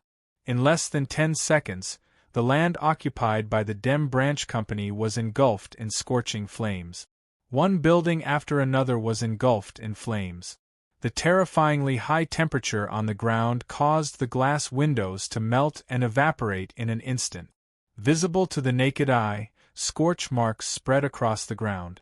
One by one, people escaped from the buildings in a sorry state, screaming crazily. This scene was like a scene straight out of hell. Whoa! A loud alarm rang out from the building below, spreading throughout the entire area in an instant. It's the space-time alarm. It's unknown if it's to defend against the sea of fire or because they noticed Wu Yen and Ko's arrival. The spacequake alarm reverberated throughout the entire Dem branch. Shortly after, the buildings bathed in the sea of fire were covered by thick steel plates. Most of the people moved away to take shelter. Then, Wu Yan's group saw something. Magicians in CR unit and cold Bandersnatch robots flew up into the sky like locusts and flew towards them. Era. Kurumi pursed her lips and smiled. We've been discovered, they're finally here? The corners of Yi Juya's lips curled up into a smile as he stretched his body. Perfect, I haven't moved my body for several months. It's about to fall apart. I'm excited, Shi Xian thinks so too. Shi Xian had a rare smile on her face. After all, I've been living a comfortable life. It can't be helped that my body has become sluggish. What should we do, Admiral? Natsuki had one hand on her waist and the other holding an umbrella. She ignored all the magicians and Bandersnatch robots below. Her delicate face was as calm as an ancient well. She had a condescending expression on her face. However, it's true that Natsuki didn't care about those weak magicians and Bandersnatch robots. She wasn't afraid even when she could only use her avatar to move around. Now that she can use her real body and guardian, she's Wu Yan's familiar. Do we need to dismantle these pieces of scrap metal? Wu Yan wanted to nod when he heard Natsuki's words. However, he stopped when he heard the sound of something breaking through the air. He looked over with the girls. In front of them, in the first office building burning with red lotus flames, a stream of light shot out from inside at an extremely fast speed. It flew over and appeared at the head of the group of Dem magicians and Bandersnatch. It's Irene who's holding Will Scott. You guys. Irene's pretty face was so gloomy that water was about to drip out. She supported Will Scott's body and glanced at all the buildings that were covered in layers of flames. Her face was slightly twisted. She looked up at Wu Yan, Natsuki, Kurumi, Yi Juya, and Shi Xian. She gritted her teeth and stared at Wu Yan, who was holding a saber with blazing red lotus flames. Her eyes were filled with terror. Chapter 1201. The flames wreaked havoc and the scorching heat vented itself on the ground. The slowly burning red lotus fire mercilessly burned everything in the Dem branch office. The steel that covered all the buildings, which were specially used to defend against the spacequake disaster, showed signs of melting under the burning of the flame. Under such circumstances, if a normal person stepped into the sea of fire, they would be instantly incinerated to ashes. Even magicians who could control CR units would be heavily injured if they didn't use their Ter-Tori domain. Of course, no one would be foolish enough to stay in the sea of fire and be burned. All the ordinary people in the Dem branch had entered the underground shelter and avoided the disaster. The magicians in the Dem branch carried their Bandersnatch and flew into the air, arriving behind Will Scott and Irene. glancing at the base camp that was covered in a sea of fire, then looking at the 5 floating figures in a row in front of them. Even if the magicians had low IQ, they could understand what was going on at the moment. Clearly, the Dem branch office was attacked, and the target was the elves they had been hunting. At the thought of this, the Dem magicians were suddenly at a loss. The switch between the prey and the hunter was a resounding slap to their faces, and they were a little caught off guard. Not to mention the magicians from the Dem. Even Irene herself couldn't believe that the Dem branch office was attacked by elves. After all, elves had always been prey in Irene's eyes. On the contrary, Will Scott, who had been floating in the air by relying on Irene, was the first to react. He looked around the Dem branch office that was engulfed in flames. Looking at the buildings that were gradually showing signs of destruction in the flames, his expression didn't change, as if it had nothing to do with him. However, Irene, who was familiar with Will Scott, noticed the smile on his face that seemed to be in control of everything. Now it was long gone. It was obvious that although Will Scott didn't care much about the sudden attack on the DM branch, he was definitely not in a good mood. Looking at Wu Yan's group of 5 floating in the air, Will Scott finally revealed a smile. Just as the others thought, he didn't care what happened to the Dem branch office at all. "Good evening, Downlord Scholar. I didn't expect you to grace us with your presence at this time and give us such a big gift." Wu Yan raised an eyebrow when he saw that Will Scott's expression didn't change at all even though the Dem branch office was attacked. "Looks like this gift isn't enough to satisfy you. How could that be?" Will Scott shrugged. He glanced at Kurumi, Yagusha, and Shi Xian, and the corner of his mouth hooked up. "I can invite their devil, nightmare, and berserker with a bit of scrap metal. I'm quite satisfied with such a good deal." After speaking, Will Scott looked at Natsuki. His sharp eyes narrowed slightly as he smiled. "This should be Downlord Scholar's angel, right? It's an honor to be able to see it with my own eyes." Natsuki raised an eyebrow and pursed her lips in displeasure. "It's not that I don't know of your existence, but seeing you with my own eyes still doesn't give me a good impression. You're as annoying as that snake charmer's smile." Natsuki didn't hide her disgust at all. Will Scott was more or less surprised. He didn't know who the snake charmer was, but he tactfully didn't ask. Instead, he looked at Wu Yan again. "Well then, Downlord Scholar, you didn't come here so late just to give us some gifts, did you? It's nice to talk to smart people, it saves me a lot of trouble." Wu Yan sighed. He looked at the smiling Will Scott and the tense Irene and chuckled. "The reason I came here is very simple. Your recent actions have been quite unpleasant, so I came to remind you to restrain yourselves. What is the meaning of this?" Irene raised her head abruptly. Her cold gaze landed on Wu Yan. Her voice was as cold as ice as it dropped to 0. "Are you here for revenge?" "Revenge?" Wu Yan couldn't help but laugh out loud. He took a few steps forward, and his mocking laughter reverberated in the air. "Are you saying that only you DM are allowed to hunt the elves, but the elves aren't allowed to retaliate? That does sound like something a domineering Dem would say." Irene swung her laser sword and pointed it at Wu Yan. "Red Devil! Do you think you can take down the entire DM? I don't know if we can take down the entire Dem." Wu Yan glanced at the ground below. "But today we will unceremoniously take over the branch company that Dem set up here." "Sage Downlord, you'd better think this through," Westcott said nonchalantly. "Although I don't really care what happens to this place, the headquarters won't just stand by and watch the elves destroy the branch. Destroying this place will only bring you more trouble, as long as I can make you guys behave for the time being." Wu Yan shrugged while holding Niatono Shana, who's still burning with red lotus flames. "As for the rest, when we gather more companions, we will naturally settle the accounts with you one by one." Hearing this, even Will Scott couldn't maintain the smile on his face. Wu Yan's meaning was clear. He planned to use the time the DM took to recover from the destruction to win over the rest of the elf. When that time came, it would be difficult to tell who was the hunter and who was the hunted apart from the alliance of the elves. This is something Westcott, who has always coveted the elves' power, didn't want to see. Westcott shook his head and sighed as he stared at Wu Yen hovering in the air. It seems like we can't be friends anymore, friends? Wu Yen almost laughed out loud. He looked at Will Scott with a disdainful look. Should I call you naive? Or should I call you a joker? You're right. That's true. Will Scott patted Irene's shoulder and raised his hand. However, I can't just hand this branch over to you, or else I won't be able to explain myself. Let's see if the human magician or the elves will win this war.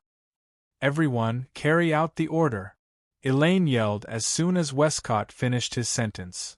Capture their devil, nightmare, and berserker immediately. You're allowed to kill them. Don't hold back. Yes. The resounding response instantly resounded throughout the entire Dem branch office. Raphael Ilrim. Echo. Raphael. The binder El-Nahash. At the same time, Yigea and Shi Xian also raised their shackled hands. A violent gust of wind swirled around their hands, like a vortex retracting back into their hands. When the storm exploded, a pair of cold, mechanical wings appeared on Yigea's right shoulder and Shi Xian's left shoulder at the same time. On the arms that were on the same side as the wings, there was also a hand gauntlet that shone with a metallic luster. A huge crimson conical spear and a chain with a rhombus-shaped blade appeared in the hands of Yi Ju-Shi and Shi Xian, who were wearing gauntlets, respectively, and gripped them tightly. The dark night sky was covered by thick dark clouds. Violent winds comparable to the sea of fire below began to wreak havoc in the air. The sky and earth were extremely oppressive. Chapter 1202. In the Dinyam company that was filled with tall buildings, the fire was gradually expanding under the violent wind. The wind was also becoming more and more violent under the burning of the flames. The wind helps the fire and the fire helps the wind. Accompanied by the raging winds and the sea of fire, the buildings belonging to Dinyam were inevitably destroyed one by one on the ground. Charred stones flew everywhere under the raging winds. The entire Dinyam branch company was slowly walking towards destruction. Ha! Yegushir held a huge Ilrim spear in his hand. The tip of the spear spun rapidly like a drill bit, bringing with it a strong gust of wind. Like a huge tornado arrow, the spear shot out with a sharp whistling sound and attacked the Dem magicians. Dusk Cord also swung the El-Nahash chain spirit pendulum in his hand, creating complicated trajectories in the air, creating gusts of wind. As Dusk Cord swung it, the gusts of wind turned into sharp wind blades, slicing forward. The magicians of Dem were blown away by the storm created by Yakuya and Shi Xian. It was as if their chests had been hit by an invisible hammer. They screamed and disappeared into the horizon like pieces of paper. For a moment, the sky above the Dem branch was filled with screams and cries of agony. Hee-hee-hee. On the other side, Curison was floating in the air wearing a blood-red princess dress. A dense black shadow rippled out from his body and quickly expanded. Hundreds of identical wild threes immediately twisted and shot out from the black shadow, rushing towards the Bandersnatch team that blotted out the sky and covered the earth. The Dinyam's Bandersnatch troops didn't even have time to aim the laser cannons on their palms at the large number of curtains. The curtains rushed in front of them amidst a series of air-piercing sounds. They actually directly used their hands to viciously pierce through the hard shell of the Bandersnatch, instantly destroying the Bandersnatch in front of them. Bang bang bang bang bang. Not long after, the Bandersnatch that had their bodies torn apart exploded in midair, stirring up clouds of dust and flames. The explosions didn't stop. It didn't stop. Under Yejushir's, Shi Xian's and Curison's attacks, the number of magicians and Bandersnatch squad was decreasing at an unstoppable rate. Of course, the magicians and the Bandersnatch troops did not just stand there and not fight back. Dense gunfire and laser beams flew out from their weapons from time to time, drawing a trajectory in the air. They flew towards the 3 elven girls. Unfortunately, the difference was too big. Just by relying on these ordinary magicians and mechanical dolls, there was no way they could turn the tables against the 3 elven girls. The cries of the magicians continued, and the Bandersnatch gradually turned into pieces of scrap metal and fell to the ground. They were incinerated by the sea of fire below. If this continued, it would only be a matter of time before they were all wiped out. However, it would take a lot of time. After all, there were too many magicians and Bandersnatch squad. Yeju Sure, Shi Xian and Kurisan only had 3 people. Even with the help of Kurisan's clones, it wouldn't be easy to take down all the magicians and Bandersnatch squad. One thing was for sure, the war was still going on. The magicians of the Dem squad, the Bandersnatch squad, the elves that looked exactly the same 2 powerful storm warriors. At this moment, in the sky above the DM branch office, bullets were fired, gales raged, artillery fire raged, and smoke rose from all directions. The warlike attack and defense battle was still ongoing, causing the scene to be in chaos. In the attack and defense battle between the 2 sides, the Dem branch below was either destroyed by the sea of fire, the wind, or the aftermath of the battle. It wouldn't take long for it to completely turn into ruins. At that moment, Irene, who was the main combat force, carried Will Scott and drove the Pandaragon engine to a shelter below at full speed. Compared to Irene, Will Scott was no doubt a burden. In such a war, it was impossible for Irene to wholeheartedly participate in the battle with Will Scott. She still had to protect Will Scott. In that case, Irene's battle prowess would drop by several levels. Only by letting Will Scott leave the battlefield can Irene fight without any worries. After putting Will down, Irene started the engine again and floated up. "Ike, you should go take shelter first." Will Scott nodded and knitted his brows. "Can you do it?" In the previous mission to capture the Diva, Irene had suffered a near-fatal injury. At this moment, although the display device with superior healing effects had healed Irene's injuries, Irene herself had said that her injuries weren't fully healed. If she joined the battle, she would be fine for a short period of time. However, if the battle dragged on, she would be affected. Irene knew her family's situation well. Naturally, she had to consider her own situation. Therefore, she nodded at Westcott. "I understand. I don't plan to directly participate in the battle." Turning her head, Irene looked at the only office building that remained intact under the sea of fire. A glint flashed in her eyes. "I plan to use that? Will Scott was stunned. Then, he seemed to have thought of something and came to a realization. However, he soon frowned again. "Are you sure you can do it? You're alone." "Of course." Elaine didn't even think about it before replying. "My body is heavily injured but my brain isn't. I can still operate it alone." "As expected of you." Will Scott smiled and waved his hand. "If that's the case, then you can go. Remember, if you fail, just retreat directly. It's just a branch company. We can rebuild it at any time, but if DM loses you, then the loss will be huge. I understand." Leaving this sentence behind, Irene started the engine on her body, turned around, and flew toward the direction of the first office building. Westcott stood in the middle of the sea of fire and looked up at Wu Yen and the others who were fighting in the sky. To be more precise, he was looking at Wu Yen alone and smiled. "We will meet again." On the other side, while Yakuya, Dusk Cord, and Kurumi were engaged in an unprecedented battle between the elves and the magicians, Natsuki was looking ahead with a calm expression. "I didn't expect you to stand in front of me." Ahahaha! Natsuki's words were met with maniacal laughter. That laughter came from a woman with red hair and a pair of fox-like eyes. She was wearing a red skin-tight suit. It was none other than Jessica, who had been defeated by Natsuki earlier. However, Jessica's appearance has greatly changed compared to before. Her hands, feet, chest, forehead, and face are all wrapped in bandages. She's not equipped with a CR unit anymore. Instead, she's equipped with a war chariot. It's completely red and has 2 cannons the size of tree trunk. What an exaggerated thing. Natsuki glanced at Jessica's red mech. What? You want to drive this thing out and hit someone? Who knows, maybe you really hit me. Ah ha ha ha, are you scared? Jessica revealed a twisted smile. I'm very strong now, I won't lose to you again. I'll lose to you, Jessica laughed maniacally.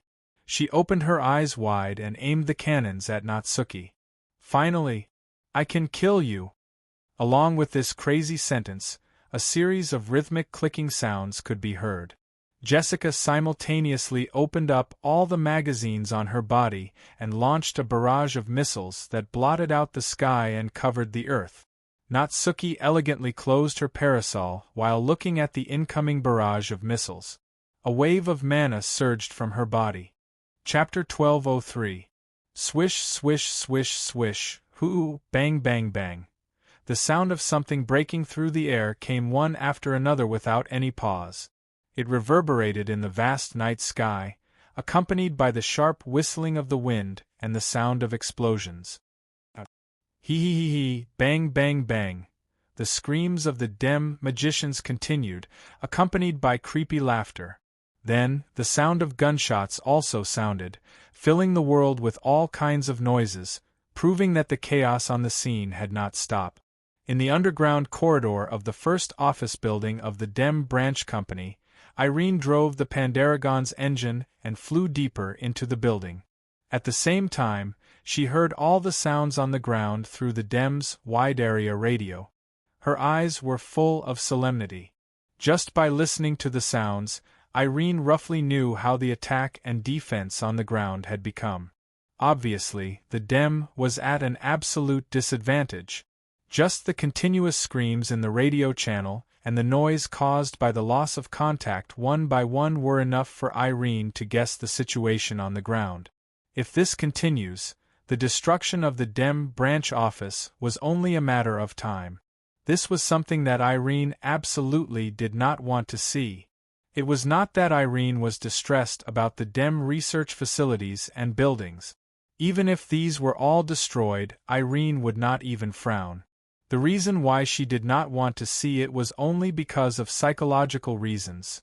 The investigation and capture mission on Heim Island. When they first arrived at Heim Island, because of Wu Yan's intervention and the destruction of Albald, they declared a complete failure. The mission to capture the diva was also destroyed because of Natsuki's intervention. Now, even the Dem branch office that was guarded by Irene herself was attacked by the elves who were supposed to be prey. This was really unbearable for Irene, who had never lost her composure like this before. So, that was why Irene pushed Will Scott, who was supposed to be her priority, out to take refuge alone. That was why Irene chose to return to the battlefield when she knew that the other party had Wu Yan and Natsuki on the scene. There was absolutely no chance of winning. It was all for the sake of fighting one last time. With that, even if I can't kill Shoujo and Natsuki, I can at least force them to retreat. If I'm lucky, I might be able to heavily injure Nightmare and Berserker. Irene narrowed her eyes. The engine behind her started running wildly again, making Irene turn into a stream of light and quickly shot into the depths of the ground. Not long after, an iron passageway appeared in Irene's vision. Irene saw the iron passage extending forward. Irene immediately flew over. Landing on the ground, Zhang Xian raised his head and looked at the metal passageway ahead. About 10 meters ahead, there was a small platform. On top of the round platform, there was a sophisticated instrument that looked like a cockpit. When she saw this instrument, Irene's gaze never left it. Obviously, this instrument was Irene's target. Walking to the side of the instrument, Irene directly sat in the cockpit-like seat of the instrument and closed her eyes. On its body, the platinum-colored surface of Pandaragon dimmed a little. On its 4 limbs, thin lines suddenly shot out and connected to the instrument. Hum! Suddenly, several indicator lights on the instrument's body flashed. In an instant, it lit up like a light bulb, and the screen on the instrument also lit up. Lines of data that made people dizzy flashed past, filling the entire screen. It maintained this state until 10 seconds later. The data on the screen froze for a moment before disappearing one after another, replaced by an image. A volley of bullets was fired, the wind was raging, artillery fire was raging, and smoke was rising from all directions. It was a chaotic scene like a war. It was the image of the battle between the elves and the DM magicians on the ground.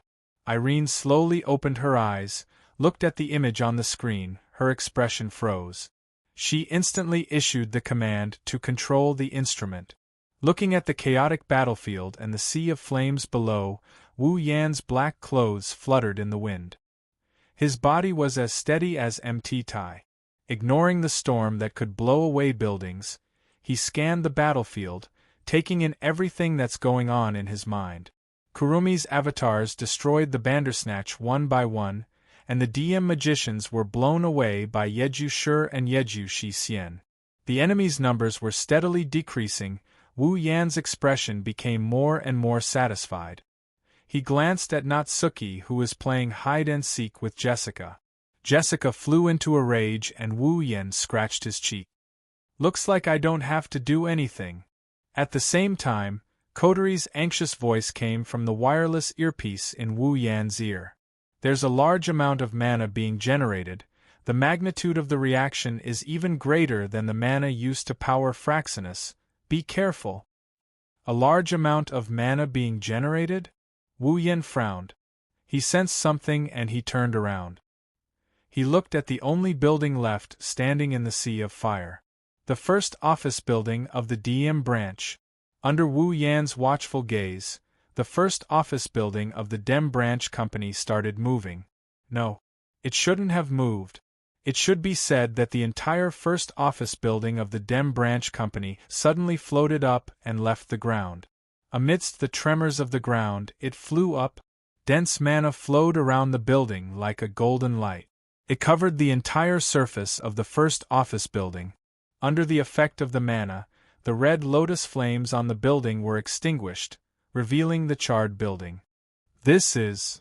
Wu Yan and Koteri, who saw this scene through the big screen in Fraxinus, were all stunned. Bam! While everyone was still in a daze, the first office building suddenly exploded and fell apart in an instant. The deafening roar covered all the other sounds on the scene and attracted everyone's attention. Looking at the scene of the first office building exploding, the magicians of the DEM team cried out in shock. They didn't know what was going on either, even if they told the others. Wu Yan, on the other hand, saw some black shadows in the explosion of the number 1 office building. When the smoke and dust from the explosion slowly dissipated, the existence of the first office building had been completely erased. What appeared in everyone's eyes were instruments that looked like automatic surveillance cameras. However, they were several times larger than automatic surveillance cameras and were the size of tables. "What's that?" Koteri couldn't help but ask. "How am I supposed to know?" Wu Yan bitterly laughed. He narrowed his eyes as he looked at the flying machines. "But it's normal. This is the DM's territory after all. I don't believe they don't have any ultimate defense measures. Then you have to be careful," Koteri said in a deep voice. "If that's the case, then those things aren't simple." It's unknown if Koteri's words are true, but the instruments in front of them started circling in the air at an extremely fast speed. They all stopped at a fixed position. Immediately after, the two ends of the instrument flickered with light, emitting light, connecting with the light emitted from the instrument closest to it, forming a huge circle with light, emitting a strong light. Traces of terrifying energy fluctuations began to condense within the circle. "Oni Ai-chan. Be careful." Koteri's panicked voice startled Wu Yan. In the next instant, all the energy within the huge circle of light condensed into a deadly beam of light and shot out. Wherever it passed, the fighting automatons and Kurumi's doppelganger were crushed like dried twigs. Like a pillar holding up the sky, the huge beam pierced through space and evaporated the wind and atmosphere. It enveloped Wu Yan's figure.